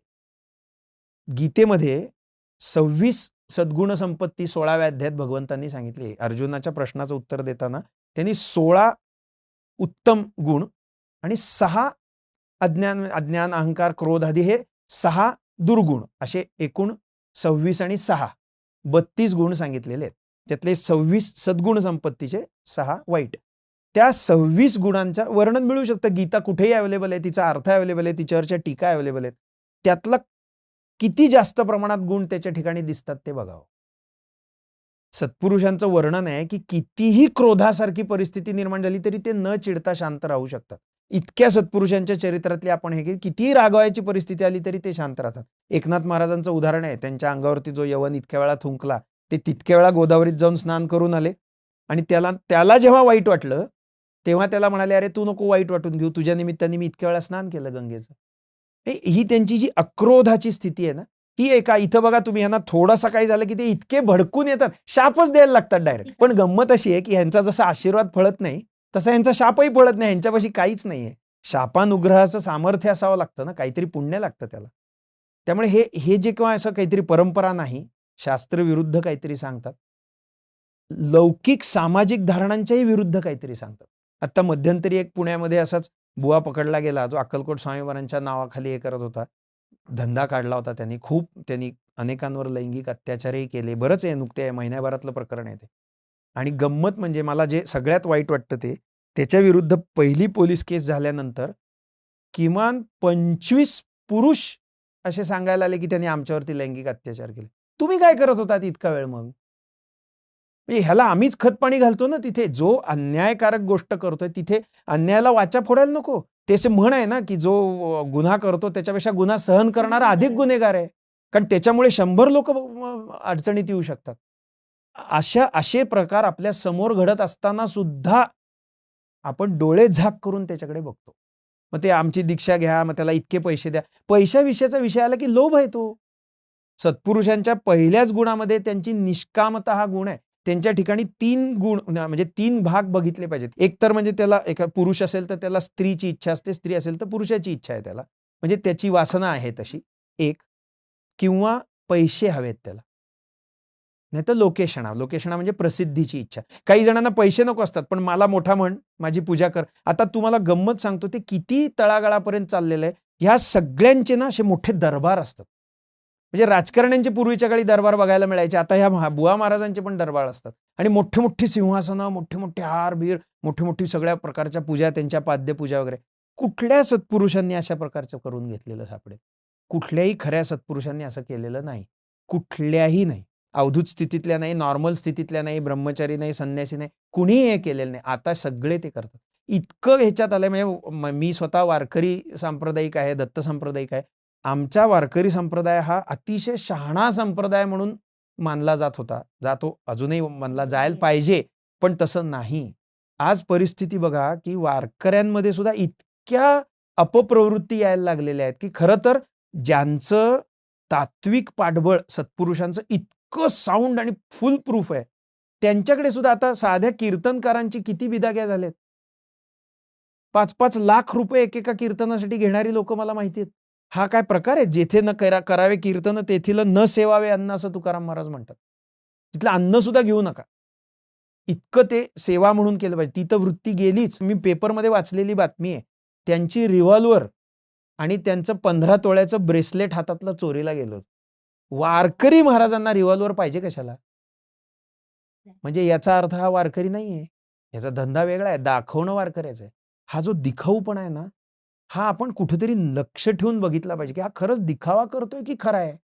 थोडंसं बघितलं तरी सापडेल आपल्याला. म्हणजे कॉमन सेन्स जागा ठेवून आपण बघितला ना, तर आपण ह्याच्यातनं सुटू. मग त्यांचे जे काही दीक्षांचे प्रकार सुरू झाले त्यातला जो सगळ्यात प्रॉब्लेमॅटिक प्रकार नावाखाली शक्तिपात दीक्षा हा प्रकार झालेला आहे सध्या. माझ्या पाहण्यात असे पुण्यातच मी तुम्हाला सांगतो किमान 60-70 महाराज दाखवू शकतो की आम्ही शक्तिपात दीक्षा देतो म्हणून सांगतो. इतकं ते प्रमाण वाढत चाललेलं आहे. काही त्याला अर्थ नाहीये. कुठंतरी आपण हे सगळं जाणीवपूर्वक अभ्यासाने बघितलं पाहिजे. नाहीतर काय होणार आहे, आपला जसा तोटा होतो तसा आपल्याबरोबर 100 लोकांचा तोटा होणार आहे. आणि यातनं शेवट कुठे होतो माहिती आहे? त्याच्या श्रद्धेवरच पहिला घाला येतो. मग तो कुठेच श्रद्धा ठेवायला तयार होत नाही. चांगल्यावर पण त्याची श्रद्धा बसत नाही. वाईटावर तर त्याची नसतेच बसली, अनुभवच त्याने वाईट घेतलेले असतात. चांगल्यावरही त्याची श्रद्धा बसत नाही आणि तो तिथे कोलमडून पडतो. कारण कुठेतरी श्रद्धेचा आधार असणं हे सोल्युशन सापडत नाही. नाहीच सापडत. मग तो निगेटिव्हिटीलाच जातो त्यातनं. श्रद्धेचा आधार असेल ना, तर अनेक गोष्टींमध्ये तुम्ही खूप सांभाळले जाता. आज ते बघायला मिळतं. खरी श्रद्धा, पण त्याला पर्याय काय माहितीये? असं काहीतरी गुरु करत कुणाच्या तरी मागं फिरण्यापेक्षा भगवंतांना किंवा ज्ञानेश्वर महाराजांसारख्या सत्पुरुषांना आधी प्रमाण मानावं. त्यांचं वाङ्मय अभ्यासावं. ते नक्कीच कुणाला फसवणार नाहीत, कारण त्यांनी कधीच कुणाला फसवलेलं नाही. ते खरेच आहेत. किंवा आत्ताच्याही काळात जे येऊन गेले, ज्यांच्या नावाने ह्यांनी बाजार केलाय ना, ते सुद्धा सगळे खरेच संत आहेत. पण ते खोटे नाही आहेत. त्यांच्या नावावर तर चालतं ना. त्यांचं नाव मोठं आहे. अक्कलकोट स्वामी महाराज, शंकर महाराज, गजानन महाराज, साईबाबा, हे सगळे खरेच सत्पुरुष आहेत मोठे. यांना प्रमाण मानून जरी तुम्ही राहिला आणि त्यांना जरी प्रार्थना केली, की मी तुमचं उपासना करतो, तुम्ही मला योग्य मार्ग दाखवा, तर ते 100% दाखवतील. कारण त्यांनी हजारो लोकांना, करोडो लोकांना आजपर्यंत दाखवलंय. आजही दाखवतील, उद्याही दाखवणार आहेत. पण हे असं करत करत कुठेतरी कुणाच्या तरी तावडीत सापडून आपलं तोटा करून घेण्यात काही अर्थ नाही. खूप मोठा होतो. खूप म्हणजे मी असे बघितलेत. म्हणजे मी फ्रॉड्युलंट ह्या अशा सगळ्या महाराज मंडळींमुळे अक्षरशः कुटुंब कोलमडलेली बघितली. कारण काय होतं, ते इतक्या अनन्यतेने त्यांना मानत असतात. जेव्हा त्यांना तो साक्षात्कार होतो, की हा पूर्ण खोटा आहे. हा सगळा आजपर्यंत आपल्याला खोटं सांगत होता. त्यांनी सांगितलेलं एकही गोष्ट खरी नव्हती. आपले अनुभव खोटे, काल्पनिक स्तरावरती त्यांनी आपल्याला केलं. ते जे कोलमडून जातात ना, उभं करणं सोपं नाही त्यांना. धार्मिक कर्मकांडाचं अध्यात्मात महत्व आहे का? अर्थात आहे. याचं कारण सांगतो तुम्हाला मी. कर्मकांड ह्या गोष्टीचा अर्थ टेक्निक असा आहे. त्याला आम्ही काहीतरी फार मोठा बाऊ करून ठेवलाय. कर्मकांड म्हणजे काय? कुठल्याही गोष्टीचं ॲक्च्युअल प्रॅक्टिकल म्हणजे कर्मकांड. आता कुठं सायन्सचा जरी मी विद्यार्थी आहे, आता मी जर प्रॅक्टिकलच कुठलं केलं नाही, तर मी खरंच सायंटिफिकली विचार करू शकीन का? विचार नाही ना तिथे. विचार हा फक्त हायपोथेसिस असतो. तो हायपोथेसिस मला प्रत्यक्ष प्रॅक्टिकलनी प्रूव्ह करावा लागतो, तर त्याला सायन्स म्हणतो ना आपण. तसंच इथे आहे. वेदांनी ज्या गोष्टी सांगितल्या त्याचं प्रॅक्टिकल ॲप्लिकेशन म्हणजे त्याचं कर्मकांड आहे. त्याला आमचा आळस म्हणून आम्ही ते काढलं. मी जे कर्मकांड म्हणतो ना आपण, ते कर्मकांड असं काही फार मोठी हॉरर गोष्ट नाही आहे. अगदी बेसिक आहे. प्रत्येक गोष्टीला कर्म करावंच लागतं. श्वास घ्यायचं सुद्धा कर्म आपल्याला करावंच लागतं, तर जगतो आपण. त्यामुळे ज्ञानेश्वर महाराजांची एक फार सुंदर ओवी आहे त्याच्यावर. ते म्हणतात, मूर्ती लाहोनी देहाची, खंती करीती कर्माची, ते गावंढेगा असं म्हटलंय. ज्याला देह प्राप्त झालाय त्याला कर्माची खंत करून उपयोग नाहीये. तो गाढवपणा आहे त्याचा. कारण कर्म केल्याशिवाय तो जगूच शकत नाही. कुठलं ना कुठलं तरी त्याला कर्म करावंच लागेल. त्यालाच आपण कर्मकांड हे उगाचच नाव दिलं आणि त्याचा बाऊ करून टाकला. कर्म करावंच लागेल. अध्यात्म सुद्धा काहीतरी केल्याने होईल की नाही. अनुभव मला जर घ्यायचा असेल, तर तो मला काहीतरी प्रॅक्टिकल केल्यानंतरच येईल ना. कल्पनेने अनुभव येईल का? येत नाही. त्यामुळे मला करावंच लागेल. आता ह्याला इथे सांगतो का, कुठे आम्ही चुकलो कुठे? पूर्वी आम्ही प्रत्येक गोष्ट घरी करत होतो. घरात देवपूजा होत होती. घरात अतिथी सत्कार होत होता. घरात कुटुंबामध्ये एकमेकांच्या बरोबर जमून काही ना काहीतरी कार्यक्रम होत होते. एकमेकांचा मान राखायची आमची पद्धत होती. सन्मान केला जात होता. ह्या सगळ्या गोष्टी ह्या त्या कर्मकांड, ह्याचा संदर्भ भगवद्गीतेत पण आहे. तिथे भगवंतांनी अर्जुनाला एक गोष्ट सांगितली. ब्रह्मदेवांनी जेव्हा सृष्टी निर्माण केली तेव्हाची गोष्ट ते अर्जुनाला सांगतात, की काय झालं? तर ते म्हणतात, सहयज्ञा प्रजा सृष्ट्वा, असा तो श्लोक आहे. तिथे म्हणतात, जेव्हा ब्रह्मदेवांनी सृष्टीची निर्मिती केली तेव्हा यज्ञासह मनुष्य निर्माण केलेत, असं त्यांनी सांगितलं. यज्ञ म्हणजे काय? तर कर्म. कसलं ना कसलं तरी कर्म त्या यज्ञामध्ये अभिप्रेत आहे. ते द्रव्य यज्ञ असो, तपोयज्ञ असो. तप करायचं असलं, तपाच्या यज्ञ म्हणजे काहीतरी देणं, त्याग करणं कशाचा तरी, आणि त्यातून काहीतरी मिळवणं. ही खरी यज्ञाची प्रक्रिया आहे. आमचं प्रत्येक गोष्ट त्या कुठल्या ना कुठल्या तरी यज्ञाशी संबंधित आहे. ही वेदांचा बेसिक आहे. आम्ही त्याचं सगळंच सोडून दिलं, त्यामुळे हेही सोडून दिलं. साधं आपल्याकडे पद्धत होती, की दुपारी 12 वाजता पूर्वीच्या काळात हॉटेल्स नव्हती अशी. त्यामुळे प्रवासात जाणारी वगैरे माणसं दुसऱ्यांवर अवलंबून असायची. 12 वाजता आपण जेवायच्या आधी दारात उभं राहावं. कोणी अनोळखी माणूस चालला असेल तर त्याला जेवायला घालावं, अशी पद्धत होती. त्याला अतिथी सत्कार म्हणतात. अतिथी या शब्द आपण आता जे आपण म्हणतो ना, हे आमच्या घरी अतिथी आहेत. खरं त्यांना अभ्यागत म्हटलं पाहिजे तिथे. अतिथी या शब्दाचा अर्थ असा की श्राद्ध घरात नसतानाही जेवायला जो येतो त्याला अतिथी म्हणतात. कारण पूर्वी अशी पद्धत होती की ज्या दिवशी वाडवडिलांचं कोणाचं तरी श्राद्ध असेल त्या दिवशी जो कोण येईल त्याला त्यांचं स्वरूप मानून खायला घालणं, अशी त्यांच्या बदल्यात ह्याला खायला घालणं असं हे होतं. तर असा कोणी अतिथी म्हणजे तिथी नसतानाही जो येतो तो, आणि आपण ज्याला बोलवतो ना त्याला अभ्यागत म्हणतात. सन्माननीय येतो, तो अतिथी नाही आहे. तर ह्या अतिथीनी कुणाचा अतिथी सत्कार असं त्याचं हे होतं की त्याला काहीतरी जेवायला द्यावं, कारण ती वेळ आहे. अशा ह्याच्यात आता हा धर्माने घातलेला नियम समाज किती सांभाळत होता मला सांगा. प्रवासाला जाणारी माणसं जी खूप काळ प्रवास व्हायचा, चालत व्हायचा, तेव्हा त्यांच्या पोटाची व्यवस्था व्हायची या सगळ्या भानगडीत. दुपारी 12 वाजता जो कोण त्याचा जात पाहू नको, त्याचा धर्म पाहू नको, त्याला खायला घाल, असं शास्त्र नियम आहे. शास्त्र असं सांगतं. ते कोणीही असू देत. त्या काळी वर्णाश्रम होता, तो वर्णाश्रमातही कोणी असू देत, त्याला खायला घाल. कारण खाणं हे आवश्यक आहे प्रत्येकाला. हा कर्मकांडाचा असा भाग बेसिक होतं, ते आम्ही सगळंच सोडून दिलं. घरात साधी पूजा होत नाही, देवघर नसतं. आता तर म्हणजे पूर्वी हे होतं, आता बघा तुम्ही मोठ्या-मोठ्या चांगल्या फ्लॅट्समध्ये पॅन्ट्री असते, स्वयंपाकघर नसतं.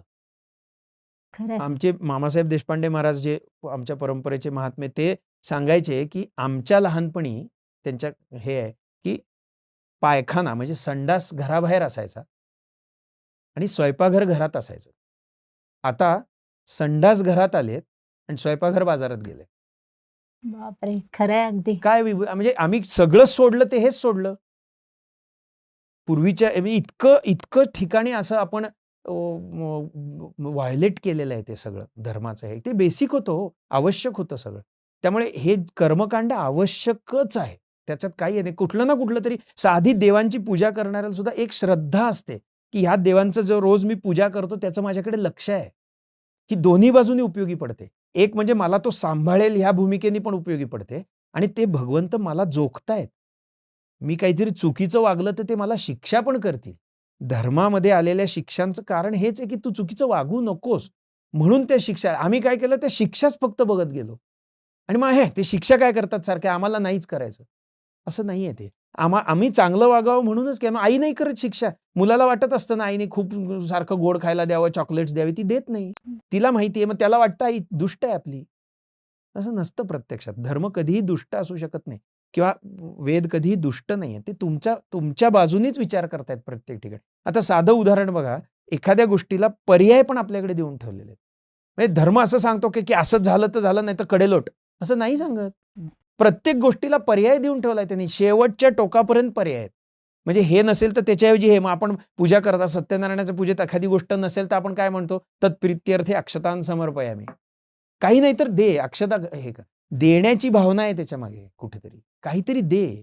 त्याच्यावर एक रामदास स्वामी महाराजांची फार सुंदर गोष्ट आहे. मला ती खूप आवडते त्या ह्यानी.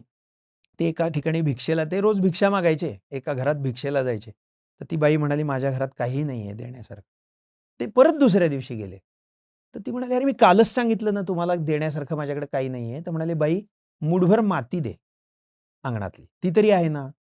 तर ती म्हणाली, मी माती देऊन काय फायदा होणार आहे त्याचा? तुझा काय उपयोगाचा आहे? तर म्हणाले, माझ्या नाही उपयोगाचा, पण तुझ्या उपयोगाचा आहे. कारण आज तुझ्याकडे काही नाहीये म्हणून तू देत नाहीयेस, पण उद्या जेव्हा परत काहीतरी येईल, तेव्हा तुझी देण्याची सवय जाऊ नये म्हणून माती दे आज. किती छान. कारण ही सवय राहिली पाहिजे. देणं आपली संस्कृती त्यागावर आधारलेली आहे. ती देते प्रत्येक ठिकाणी कोणाला तरी. आम्ही समजूनच घ्या. आम्ही फक्त हव्यास धरला. माझं भलं झालं पाहिजे, शेजारच्याचं वाटोळं झालं तरी चालेल. असं धर्म नाही सांगत. कधीच नाही सांगितलेलं. आम्ही पाडला ना त्याला तसा पण. आम्ही म्हणजे आमचे धर्मच स्वतंत्र करून टाकलेले आहेत. आपण चांगलं कर्म करतो ते आपल्याकडे चांगलंच येतं. येतं असं. ना, येतच. आणि काही ठिकाणी हे बघा, ते नाही कल्याण कृत कश्चित दुर्गतीन तात गच्छती असं गीतेचंच वचन आहे भगवंतांचं. चांगल्यासाठी केलेलं, चांगलं केलेलं कधी वाईटाला कारणीभूत होत नाही. हां, काळाचा एक बंध असतो तिथे. त्याच्यासाठी हा आपल्या सिद्धांत म्हणजे संस्कृतीने, आपल्या वेदांनी दिलेला सर्वोच्च फुल प्रूफ सिद्धांत म्हणजे कर्मसिद्धांत. तो जर आपण समजून घेतला ना, तर हे खूप अनेक असे बेसिक प्रश्न तिथंच सुटतात. काळ हा तिथला खूप महत्त्वाचा फॅक्टर आहे त्यातला. आपण आत्ता चांगलं केलं म्हणजे दुसऱ्या सेकंदाला आपल्या बाबतीत चांगलं होईल का? असं नाही. पण कुठे ना कुठेतरी ते रिव्हर्ट होईलच. आणि ते ज्यावेळी रिव्हर्ट होईल त्यावेळी ते तुझ्या फायद्याचंच असेल. त्यामुळे सतत सत्कर्म केलंच पाहिजे. समोरचा वाईट वागतो म्हणून आपण वाईट वागायचं का? मग काय अर्थ राहिला त्याच्यात? तो चांगला वागेपर्यंत आपण चांगलंच वागलं पाहिजे. हे खूप आवश्यक आहे त्यातलं. म्हणजे हे जी तत्व बेसिक आपल्या संतांनी, ह्याच्यासाठी मी तुम्हाला एक सांगतो, ह्याला एक सोपा पर्याय आहे. शास्त्रविस्त्र समजणं कठीण आहे. कारण ते ग्रंथ पण तेवढे मिळतील माहीत नाही ते समजायला. संतांची चरित्र नक्की सोपी आहेत. आजवर जे महात्मे होऊन गेले ना, मोठे अधिकारी महात्मे, आत्ताचे नको हां, आत्ताचे सगळेच घोळ आहेत. म्हणजे आगीतून फुफाट्यात पडायला होईल, नाही तर ते चुकीचंच काहीतरी समजून घेतलंय. तसं नाही. जे मागच्या पिढ्यांमध्ये होऊन गेलेले महात्मे, ज्यांची चरित्र उपलब्ध आहेत, ती चरित्र वाचली पाहिजेत. त्यातून खूप चांगलं मार्गदर्शन मिळतं. धर्म कळतो, वागणं कळतं, सत्य कळतं. म्हणजे मी तुम्हाला उदाहरण सांगतो. मध्यंतरी एक असंच कोणाचं तरी भोंदू बाबाकडनं फसलेले एक गृहस्थ माझ्या संपर्कात आले होते. ते खूप व्यथित झाले होते. त्यांना ते असं वाईट वाटत होतं, की अरे, की आम्ही इतक्या प्रेमाने करायला गेलो, पण आमचा केवढा तोटा झाला. आमचा काळ वाया गेला. आमची 10 वर्ष आयुष्यातली वाया गेली.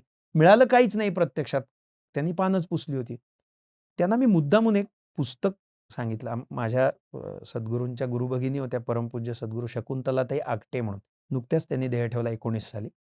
त्यांनी अक्षरशः जगाच्या 5ही खंडांमध्ये आपल्या दत्त संप्रदायाच्या संदर्भात खूप प्रवचनं वगैरे केलेली. त्यांचे शेकडो, हजारो अनुग्रहित परदेशांमध्ये पण होते. त्यांचं एक त्याच गृहस्थांना मी त्यांना सांगितलं, म्हटलं, "तुला खरंच बघायचं ना, तू ही 2 पुस्तकं वाच." म्हणून माधुर्य दर्शन नावानी आमची एक प्रकाशन आहे. त्यांनी देह ठेवल्यानंतर त्यांच्याबद्दल छापलेल्या गोष्टी आहेत. त्या जिवंत असताना एकही गोष्ट कधीही त्यांनी छापू दिली नाही किंवा काही नाही. त्यांना आवडायचंच नाही. हाही त्या सत्पुरुषांच्या गुणाचा भाग आहे. त्यांना स्वतःची प्रसिद्धी स्वतः तर करायला आवडतच नाही, दुसऱ्यांनी केलेली पण आवडत नाही. आणि भोंदूंचं अगदी उलट असतं. ते आधी 4 माणसं आपलीच पेरून ठेवतात. त्यांनी ते स्वतःच त्यांची पब्लिसिटी करायची आणि वाटेल ती खोटी पब्लिसिटी करतात त्यांची. पण ह्यांनी कधीही तसं करू दिलं नाही. जगभर त्या फिरलेल्या होत्या. फार फिनलंडपासून ऑस्ट्रेलियापर्यंत सगळीकडे जायच्या त्या. त्यांनी खूप मोठा आपल्या संस्कृतीच्या प्रचार प्रसाराचं खूप मोठं काम केलं त्यांनी. त्यांची 2 खंड, साधारणपणे 1150 पानांचे 2 खंड आहेत. त्यांच्या लोकांना आलेल्या आठवणी. आणि त्या वाचताना त्या गृहस्थांना मी म्हटलं, "अरे, तुम्ही हे वाचा आणि मग मला येऊन सांगा." ते अक्षरशः डोळ्यात पाणी आणून मला सांगत होते, की म्हणाले, "मी इतका खुश झालो, की किती संतत्व अद्भुत असतं. त्याचा मी हे सगळं वाचताना अनुभव घेतला, की किती चोख असतं संतत्व, अक्षरशः शुद्ध सोन्यासारखं चोख. आणि त्याला मी जेव्हा माझे अनुभव रिलेट करत होतो, तेव्हा मला इतकं वाईट वाटायला लागलं, की मी किती फसवला गेलो." अशांची संख्या खूप जास्त आहे आत्ता, खूप जास्त आहे. पण तिथं त्यांनीच थोडेसे प्रयत्न केले पाहिजेत. ते कुठल्यातरी ही दीक्षा, ती दीक्षा करत फिरण्यापेक्षा, हा बुवा, तो बुवा करत फिरण्यापेक्षा समजून घेतलं पाहिजे. काहीतरी शास्त्रग्रंथ बघितले पाहिजेत, संतांचं वाङ्मय बघितलं पाहिजे. आपण म्हणजे स्वतःच त्याचा अभ्यास करून केला पाहिजे. अभ्यासाशिवाय पर्याय नाही. कारण अभ्यास तुका म्हणे असं म्हटलेलंच त्यांनी. असाध्य ते साध्य करिता सायास, कारण अभ्यास तुका म्हणे. असाध्य गोष्ट साध्य होते. माऊलींची त्याच्यावर ओवी आहे. ते म्हणतात, व्याघ्र सर्प प्रांजळे एके केली. अभ्यासाने आता वाघाला सांभाळणारे जे त्यांचे रिंग मास्टर असतात किंवा सापाला सांभाळणारे असतात, त्यांनी त्यांची सवय करून घेतलेली असते की नाही. व्याघ्र सर्प प्रांजळे केले एकी असं म्हणतात. अभ्यासाने काही होणार नाही असं नाही. सगळं मिळेल, पण ते आपण प्रयत्न केले पाहिजे. कारण अभ्यास तुका म्हणे असं त्यांनी म्हटलं. सायास करावे लागतील, कष्ट घ्यावे लागतील. आमची परिस्थिती तिथे, आम्ही का फसतो, तर आम्हाला फुकट पाहिजे. आम्हाला कष्ट नाही करायचे. बिनकष्टाचं जे मिळेल त्याच्यात आम्हाला आनंद आहे. काहीच मिळत नाही. व्यवहारही नाही, परमार्थही नाही. अध्यात्म तर नाहीच नाही. ते तर पूर्ण कष्टांवर अवलंबून आहे. तुमच्या आणि ते सुद्धा, आणि योग्य दिशेने केलेले आहे. मग लोकांनी अध्यात्माचा खरा अर्थ समजून घेण्यासाठी काय करणं अपेक्षित आहे? कुठल्याही अभ्यासाला म्हणा किंवा कुठल्याही प्रगतीला थोडी निश्चिंतता आणि स्थिरता लागते.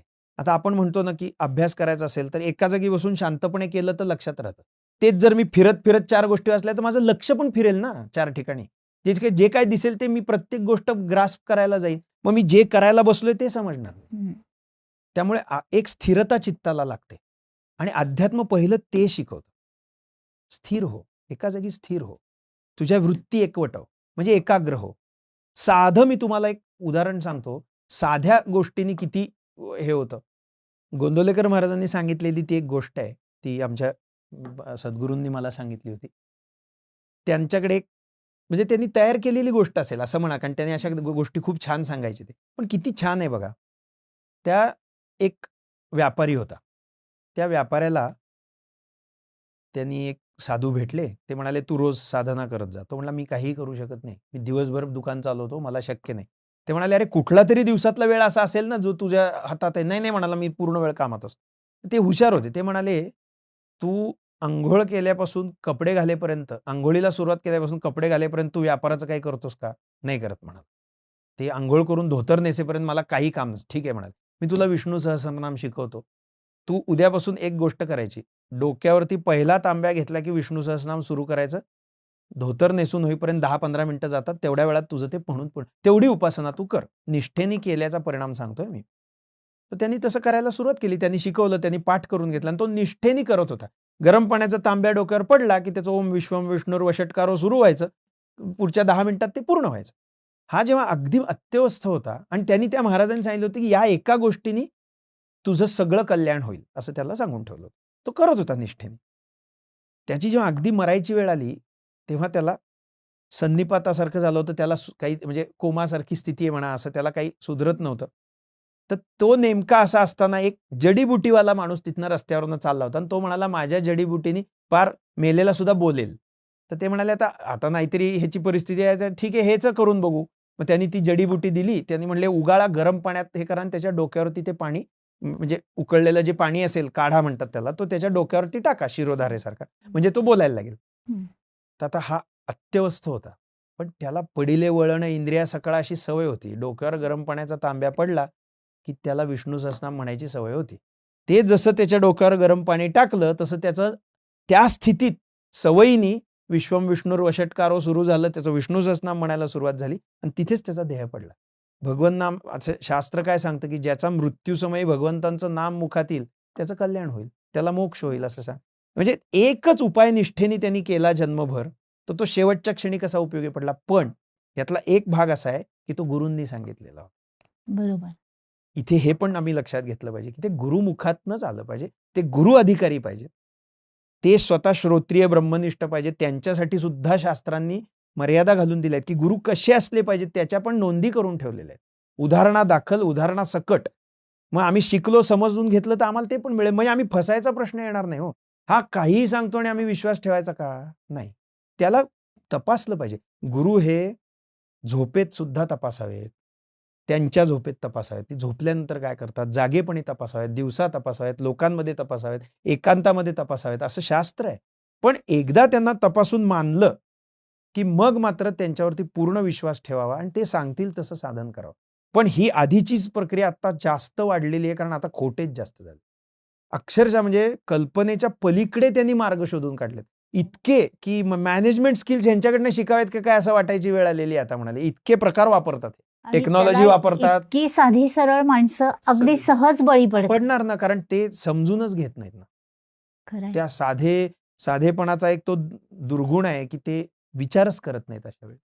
आणि आता म्हणजे बघण्यासारखी गोष्ट अशी आहे, की भले-भले मोठे-मोठे म्हणजे मी तुम्हाला असं नाव घेऊ शकत नाही, पण मोठ्या-मोठ्या या सगळ्या बोंधूंच्या फॉलोअर्समध्ये शिकले सवरलेले लोकं सगळ्यात जास्त बघायला मिळतील तुम्हाला. म्हणजे डॉक्टर्स, वकील म्हणजे जे एरवी समाजामध्ये विद्वान म्हणून प्रचलित असतात किंवा ज्यांच्या शब्दाला किंमत असते, असे सगळे मोठे-मोठे लोकं त्यांचे ब्लाइंड फॉलोअर्स असतात. हा किती मोठा भाग आहे. आम्ही समजूनच घेत नाही. आम्ही अभ्यासच करत नाही. त्यामुळे ह्यांचं चलती आहे. गल्लोगल्ली चलती आहे. म्हणजे भ्रष्टाचार हा राजकीय आणि शासकीय ह्याच्यापेक्षा जास्त अध्यात्मामध्ये असं म्हणायची वेळ आलेली आहे. खूप मोठ्या प्रमाणावर. पण मग अध्यात्म म्हणजे कुठलीच भक्ती करायची नाही का? नाही असं नाहीये. अशा निगेटिव्हला जाण्यात अर्थ नाही त्याच्यात. केलं पाहिजेच.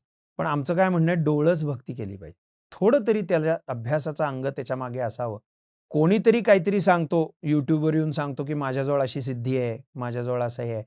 तर तिथे आपण थोडंसं चोखंदळ राहायला पाहिजे. आपण थोडा अभ्यास त्याचा केला पाहिजे. की खरंच सांगतो का? ह्याच्यापाशी खरंच त्या वृत्ती आहेत का? म्हणजे जो म्हणतो ना मला ज्ञान झालंय, त्याच्यापाशी ज्ञानाचं काहीतरी लक्षण पण दिसलं पाहिजे ना. त्यांनी नुसतं म्हणून चालणार नाही. त्यामुळे अध्यात्म केलंच पाहिजे. पण ते आधी बेसिक गोष्टीपासून आपण सुरू केलं पाहिजे. कारण साधन हा भाग असा आहे, की तो खूप जाणीवपूर्वक करावा लागतो. साधना ही जाणिवेनीच केलेली जाणारी गोष्ट आहे. त्यामुळे तिथे पहिल्यांदा अभ्यास लागतो, की हा खरंच बरोबर सांगतोय का आपल्याला? हे थोडंसं बघितलं पाहिजे ना सुरुवातीला. त्याच्यामुळे फसणं कमी होईल. भक्ती करू नका असं कोणीच म्हणत नाही. भक्तीचं कसं आहे, भक्ती हा आपला बेसिक मगाशी जसं सांगितलं तसा, तो बेसिक अँगल आहे. भक्तीचा. त्यामुळे तुमच्यापाशी तो आहेच. तिला एक दिशा दिली पाहिजे फक्त चांगली. आणि त्याला शास्त्रांनी सांगून ठेवलेलं आहे, की साधूंचं चरित्र त्याला प्रमाण मानावं. ते बघावं. मग त्याच्यामध्ये आपल्याला जे करणं शक्य आहे ते आधी शांतपणे करत जावं. त्याला सगळ्यात सोपा पर्याय भगवंतांचं नामस्मरण असं सांगितलं. हरिमुखे म्हणा, हरिमुखे म्हणा, ज्ञानेश्वर महाराज पण सांगून ठेवतात. वारकरी संप्रदाय अख्खा त्याच एका तत्वावरनं उभा राहिलेला आहे. ते नामस्मरण मनापासून करावं आणि प्रार्थना करावी. प्रार्थनेत ताकद असते खूप. तर त्या प्रार्थनेची ताकद आपण तिथे वापरली पाहिजे, की मला योग्य मार्ग दाखवा. माझं भलंच करा असं सारखं रडायची गरज नाही. ती भीक मागणं आहे.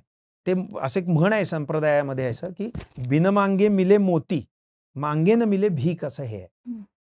तुकाराम महाराज पण सांगतात त्यांच्या एका अभंगामध्ये, की न मागे भीक आता हाची झाला भरवसा, वळली 17 विगा तिने पुरविली इच्छा असं म्हणतात. म्हणजे भगवंतांची जर कृपा झाली ना, तर मग पहिली अंतःकरणातली वृत्ती काय जाते, तर मागण्याचीच वृत्ती जाते. ते सत्पुरुष असं सांगतात, की देव जर तुझ्यासमोर प्रकट झाले तर तू काय माग? माझी मागण्याची इच्छाच घालवून टाका असं माग. कारण सगळा घोळ तिथंच आहे. काहीतरी मला हवं म्हणून आपण मागत जातो. त्याऐवजी मैच्या ऐवजी तू आलं पाहिजे ना तिथे. काही ना काहीतरी उपासनेचं अंग आपल्याला पाहिजे. किमान रोजची पूजा घरातली. त्यांनी एक मांगल्याचं वातावरण राहतं. घर छान म्हणजे जिथे पूजा झालेली आहे, सकारात्मकता राहते. मांगल्य त्याला जे म्हणतात. छान संध्याकाळच्या वेळेला दिवा लावावा घरात. जसं आपल्याला दिवा लावायची गरज आहे, देवांपाशी लावावं.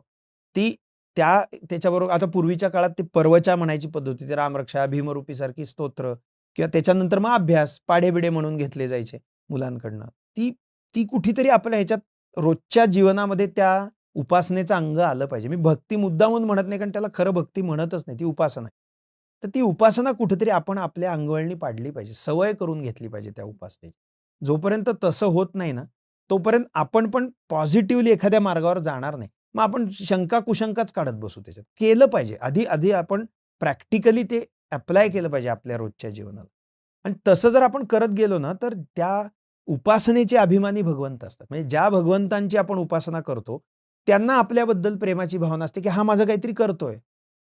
तर ते त्याच्या बदल्यात आपल्याला सद्बुद्धी देतात. ती खूप महत्वाची आहे. ती सद्बुद्धी आपल्याला बरोबर योग्य काय आणि अयोग्य काय याचा विचार करायला लावते. त्या सद्बुद्धीचं तेच फळ आहे. आणि त्याचं फळ म्हणून मग आपण हा खरा आहे की खोटा आहे ह्याचा विचार करायला लागू.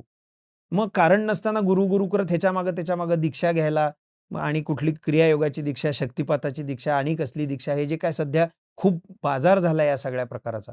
सगळ्यात जास्त त्या शक्तिपात प्रकाराचा झालेला आहे. पण ते इतकं असह्य होत चाललेलं आहे आता सगळ्या बाजूनी, कारण फसणाऱ्यांची संख्या जास्त आहे. आणि ते जे फसतात ना, त्यांची कीव करावीशी वाटते. कारण ते सगळ्याच अँगलनी फसत जातात. आर्थिक फसतात, मानसिक फसतात.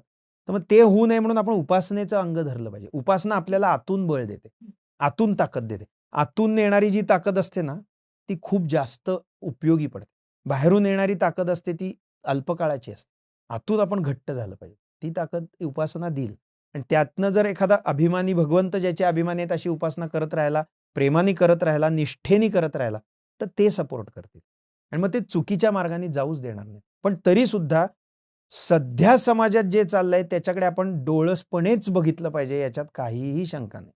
म्हणजे त्याचा विचार करावाच लागेल आपल्याला आज न उद्या. कारण हे कमी झालंच पाहिजे ना. हो, झालंच पाहिजे. कारण ज्या प्रमाणात वाढलंय ना, ते पूर्वीच्या काळात असं म्हण आहे बघा, की पाऊस पडला ना, की सगळीकडे फंगस उगवतं. आपण कुत्र्याची छत्री म्हणतो त्याला. तशा त्या कुत्र्याच्या छत्र्या जशा गल्लोगल्ली कचऱ्यातनं उगवतात ना, तसे हे सगळे बुवाबाया महाराज निर्माण झालेले आहेत आता फार.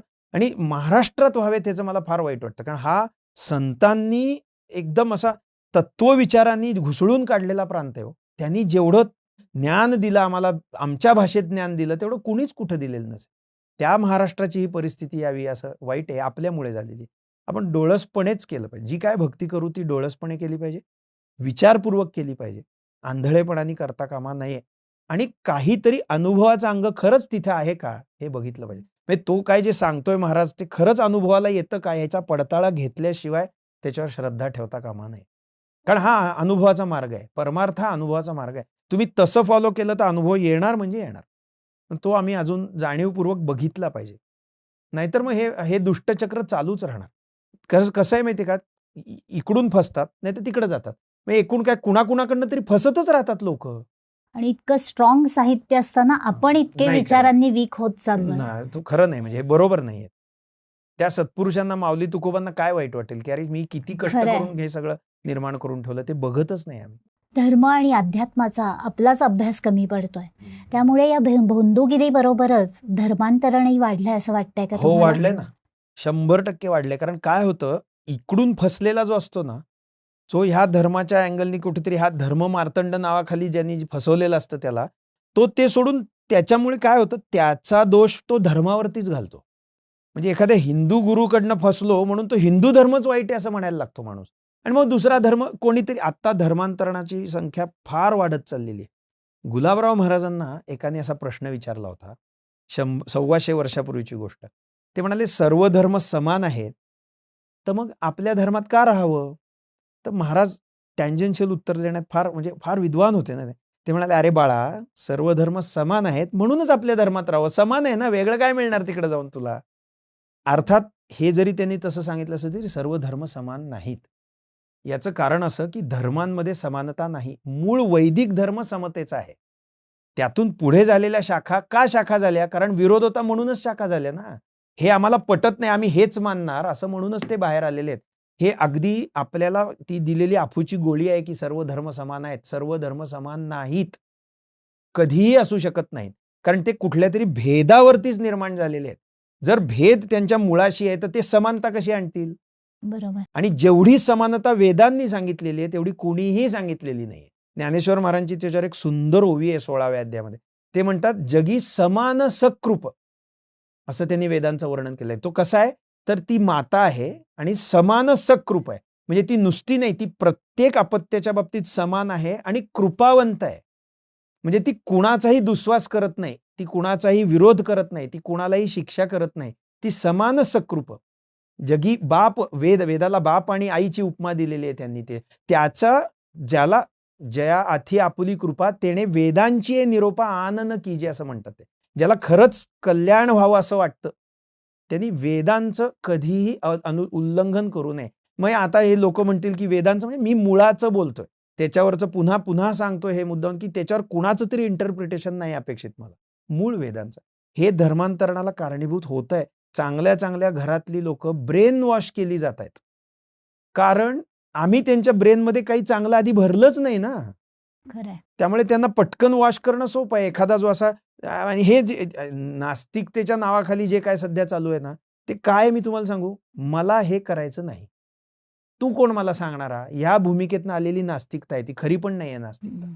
हे कुणीतरी आमच्यावरती काय गव्हर्निंग करायचं, आम्ही नाही ऐकणार. ह्या एक जो उच्छृंखलपणा आलाय ना, पूर्वीच्या काळामध्ये बापासमोर बोलायची मुलांची हिंमत नव्हती.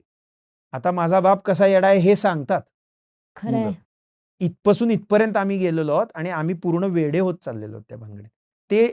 हे आपण समजूनच घेतलं पाहिजे, की आपण काहीतरी शिकवलं पाहिजे आधी. आपण आधी केलं पाहिजे आणि आपण शिकवलं पण पाहिजे. आमच्या परमपूज्य सौ शकुंतलाताई नेहमी सांगायच्या. ते म्हणायचे, आपण म्हणजे आई-वडिलांनी आधी जर एखादी गोष्ट रोज करत राहिली ना, तर आपोआपच मुलं बघून शिकतात. वेदांचं म्हणजे धर्माचं जे तत्व आहे ना, ते बघूनच शिकलेलं आहे सगळ्यांनी आधी. मग त्याला ते असं का आहे असं वाटलं म्हणून आता त्यांनी ते समजून घेतलं. आता आपली उपनिषद बघा, जगातलं एकमेव असं वाङ्मय असेल, की ज्याची सुरुवात प्रश्नांनी होते. हं. सगळ्या उपनिषदांमध्ये शिष्यांनी विचारलेले प्रश्न आणि गुरूंनी दिलेली उत्तरं आहेत. आमच्याकडे अजिबात असं हे पुस्तक असं सांगतं म्हणून त्याच्यावरती शंका न घेता जसंच्या तसं खाली मान घालून फॉलो करा असं कुणीही सांगितलेलं नाही. असं का? इथपासूनच सुरुवात होते. आणि त्या असं काचं अतिशय सुंदर उत्तर दिलं. तुम्हाला एक उपनिषदातली गोष्ट सांगतो, आठवली इथे म्हणून, किती छान आहे. एक श्वेतकेतू नावाचा मुलगा होता. तो गेला वडिलांकडे. त्याचे वडील ऋषीपुत्र आहे तो. ते ऋषी त्यांना म्हणाला, की बाबा देव आहे असं तुम्ही म्हणता, खरंच आहे का? मग तो मला दिसत का नाही? तर ते म्हणाले, मी तुझ्या प्रश्नाचं उद्या उत्तर देईन. तू असं कर, आईकडनं थोडं मीठ घेऊन ये. तर तो घेऊन आला. मग काय करू? तिथे एक पाण्याचं गंगाळ होतं. ते म्हणाले, ह्याच्यात तुझं मीठ टाक. बरं म्हणाला. मग त्यांनी ते मीठ टाकलं. आता उद्या ये म्हणाले. उद्या बघू आता पुढचं सगळं. उद्या सांगेन. मग तो परत आला. तो म्हणाला, बाबा तुम्ही काल सांगितलं होतं, की देव आहे का नाही ते उद्या सांगेन. तर म्हणाले, हो. तुझं ते कालचं मीठ घेऊन ये बरं जरा म्हणाले. तो म्हणाला, बाबा ते मीठ ह्याच्यात टाकलं होतं. घेऊन ये त्यातनं म्हणाले. मग तुम्ही बघाल, बाबा ह्याच्यात मीठ नाहीये. मग कुठे गेलं तुझं मीठ म्हणाले. काय माहिती म्हणाला, काल तर मीच टाकलं होतं ह्याच्यात, गेलं इथनं. लहान मुलगा होता तो. तर मग ते बाबा म्हणाले, चव बघ बरं त्या पाण्याची. तर तो तो म्हणाला, मीठ आहे म्हणाला ह्याच्यात. मीठ लागतंय. दिसत का नाहीये? तर म्हणाले, हे दिसण्याचा पण एक मार्ग आहे. पण तुला आता तुझ्या प्रश्नाचं उत्तर देतो. परमात्मा असा आहे. किती छान. तो दिसत नाही. तो अनुभवावा लागतो. आता तू म्हणालास हे दिसेल का? हो दिसेल. आता तू हे गंगाळ नेऊन उन्हात ठेव. उन्हाने त्यातलं बाष्पीभवन होईल पाण्याचं म्हणाले आणि तुझं मीठ तुला परत मिळेल म्हणाले. इतक्या लेव्हलला जाऊन आपल्या उपनिषदांनी धर्म समजावून सांगितलेला आहे. आम्ही जर तो वाचलाच नाही, तर मग आम्हाला काहीतरी मूर्खासारख्या समजुती होतीलच आमच्या डोक्यामध्ये आणि मग आपलं सोडून दुसरं पळत्याच्या मागे लागायची वेळ येईल आणि ते पळत्याच्या मागे लागणं तोट्याचंच आहे. कारण प्रत्यक्षात इतकं कोणीच नाही. तुम्हाला ते जे धर्मांतरणं जी होतात ना, ती 2 गोष्टींवर होतात. एक काहीतरी आमिष दाखवून होतात. नाही तर तुम्हाला मूर्ख बनवून होतात. म्हणजे तुम्हाला फसवून होतात. त्यातलं आमिष दाखवणं म्हणजे जसं ईशान्य भारतामध्ये आज आपण जे बघतो त्या ईशान्य भारताचं इतकं वाटोळं झालेलं आहे त्या सगळ्या धर्मांतरणाच्या नावाखाली, की तो भाग तुटून जातो का काय भारतापासून अशी परिस्थिती निर्माण झालेली आहे. कारण तसं केलेलंच आहे. त्याला परदेशातल्या सगळ्या तशा शक्तींचा सपोर्टच आहे आणि ह्याची नोंदी आहेत आपल्याकडे आता सापडते. म्हणून आज आपण आता त्या ईशान्य भारताकडे भारताने लक्ष द्यायला सुरुवात केली, की आपला भाग आहे तो. ते धर्मांतरण असंच होत जातं. एक तर आमिष दिलं जातं, पैशाचं किंवा वस्तूंचं किंवा नाहीतर मग हे जसं उदाहरण सांगतो, की तो जगातला तो कोण आकाशातला जो बाप आहे, तो तुला सगळ्या रोगांपासून बरा करेल. अरे हा सांगणाराच पहिला रोगी आहे. पण आम्ही नाही ना समजून घेत. आम्ही व्हिडिओ बघतो ते असे काहीतरी वेड लागल्यासारखे हे केलेले. काय ते काय खरे नाहीत काही ते. खोटे आहेत ते. पण शासनाच्या लेव्हलवरती ते होणार नाही. त्यांचे उद्देश वेगळे असतात सगळीकडे. राजकीय उद्देश कुठलाही पक्ष असो ते वेगळे आहेत. पण आपणच त्याला हे केलं पाहिजे. आपण आपलं तत्व समजावून सांगितलं पाहिजे. आपणच आपल्या मुलांना किंवा आपल्या संबंधितांना ह्या सगळ्या गोष्टी समजावून सांगितल्या पाहिजे, की असं नाहीये. धर्म नीट समजून घे. ते जर आपण ग्रंथांच्या मार्फत करत गेलो ना, तर खूप उपयुक्त होईल. आवश्यक आहे ते. बरोबर. नाहीतर ते धर्मांतरण रोखता नाही येणार. पण ते सर्व धर्म समान आहेत हे आधी पहिलं डोक्यातनं काढून टाकलं पाहिजे. असं नाहीये. असं नाहीये. सगळ्यात शुद्ध आणि सगळ्यात उत्तम असा ऋषीप्रणीत धर्मच आहे. आस्था आणि त्याचं उदाहरण सांगतो तुम्हाला. अक्षरशः समजतंय सृष्टीत जेव्हापासून आम्हाला समजतंय आणि आम्ही नोंदी करायला लागलोय, तेव्हापासून ज्या धर्माची नोंद आहे, तो एकच अजूनही टिकलेला आहे. बाकी आले, गेले, वाढले, कमी झाले, सगळं झालं. कुणी तलवारीच्या जीवावर वाढले, कुणी अजून कसल्या जीवावर वाढले. पण हा एकच धर्म सनातन वैदिक धर्म असा आहे, की ज्याला कधीही स्वतःचा विस्तार वेगळा करावा लागला नाही. तो मुळातच होता. आणि तो जितक्या पद्धतीने फुललेला आहे, ते बघा आज परदेशांची उदाहरणं तुम्ही बघितलीत, तर साधं इराणचं उदाहरण घ्या. इराण हा पर्शिया म्हणजे मूळचा. तो जो पारशी धर्माचा देश होता, आज तो मुसलमान झालेला आहे पूर्णपणे. पण भारताचं तसं नाही होऊ शकलं. तो 100 वर्षात हे झाला. आम्ही आमच्या धर्माचा जो बेस होता ना, तो पूर्वीच्या काळामध्ये फार रुजलेला होता चांगला. आज आम्ही ती मुळंच उखडून काढायचा प्रयत्न करतोय. त्यामुळे ते प्रॉब्लेमॅटिक जास्त होतंय. पण ते धर्मतत्व समजून घेतलं आणि आम्ही आमच्या जीवनात उतरवलं. आमच्या बरोबरच्यांना समजावून सांगायचा प्रयत्न केला. तर 100% त्यांना पटेल, की अरे हा सगळ्यात श्रेष्ठ. ही जीवनशैली सगळ्यात श्रेष्ठ आहे. हा धर्म त्याला नंतर नाव दिलं आम्ही. ही मनुष्यत्वाची जीवनशैली आहे ना. माणुसकीची खरंय. जीवनशैली आहे ती. त्याच्यात कुठल्याही प्रकारचा हेवा-दावा किंवा तोटा किंवा माझं ऐकलं नाही तर तुझा मी गळाच कापीन असा प्रकार नाहीये. कधीही झालेला नाही. त्यामुळे हे समजावून सांगितली आपली जबाबदारी आहे. धर्म हा एक जीवनशैलीचा भाग जीवनशैलीच झाला. आहे. ती जीवनशैलीच आहे. जगण्याचे नियमच सांगतो ना धर्म. मी तुम्हाला हे मुद्दामून हे सांगतो, मी मध्यंतरी या एका संदर्भाने एक लेखमाला लिहिली होती. त्याच्यामध्ये आपल्या ह्या धर्माची ज्यातला थोडा भाग आत्ताच्या चर्चेत आपल्या आला, पण त्याचे एकूण मी 13 लेख लिहिले होते. कुणाला खरंच इच्छा असेल हे करायची, वाचायची ते तर माझ्याजवळ आहेत ते. ते मी देईन. माझ्याशी संपर्क केला तर ते मी किमान धर्माची मूलतत्व समजतील. ज्याला आपण धर्म म्हणतो, ज्याला वेदांनी धर्म म्हटलंय त्याची मूलतत्व, त्याच्या बेसिक गोष्टी, त्याची लक्षणं सगळ्याची चर्चा त्याच्यात केली होती. हे गरज आहे. आम्ही समजावून सांगितलं पाहिजे. आम्ही लोकांना ते दिलं पाहिजे. पण शाळेपासून मुलं शिकतायत ना सर्व धर्म समभाव, तो त्याचा हा तो तोटा तो आहे तो खरं खोटाच तर. आहे. तो खोटाच असला काही सर्व धर्म समभाव अरे मुळात तुम्ही सांगा, की ते काहीतरी पटत नाही म्हणून निर्माण झालेत की नाही? मग ते कसे सम असू शकतील? भेदावर आधारलेले आहेत ते कुठल्यातरी. असं नाही आणि ते खोटंच आहे, ते राजकीय आहे. त्याच्यात आपला चुराडा होतोय पण. एवढं मात्र. आपण समजून घ्यायला पाहिजे. मी अगदी मनापासून सांगतो. खरंच कुणाला पाहिजे असेल तर मी देईन ते सगळे लेख वाचायला. ते अवेलेबलही आहेत सोशल मीडियावरही अवेलेबल. त्याची लिंक देईन. किमान ते वाचा. नक्की. असं तरी लक्षात येईल की काय बेसिक काय आहे. मग आपल्याला दुसऱ्यांना पण समजावून सांगता येईल ना. बरोबर आहे. गरज आहे त्याची. नाहीतर ते धर्मांतराचा जो राक्षस चालू झालाय तो फार खूप भयंकर आहे. मोठ्या तो काय प्रमाणावर. गिळंकृत करेल सांगू नाही शकत. भल्या-भल्यांचे लचके तोडतोय. खरंच आहे. आणि अगदी हे आता धर्मांतरण सामान्य लोकांपर्यंत हो. येऊन पोहोचलंय. आहे ना. पूर्वी ते दिसत कळत नव्हतं. कळत आता नव्हतं, दिसतंय, पण कळतंय. अगदी समोर होतंय. अध्यात्म या अवघड विषयावर आपण इतकं छान शंकांचं निरसन केलं आहे. त्याबद्दल आपले खूप खूप मनापासून धन्यवाद सर. आपल्याला आजचा व्हिडिओ कसा वाटला हे कमेंट बॉक्समध्ये आम्हाला जरूर कळवा. वैचारिक किडा हे चॅनलला सबस्क्राईब करा, शेअर करा, लाईक करा. भेटूयात पुढच्या वैचारिक गप्पांमध्ये. धन्यवाद.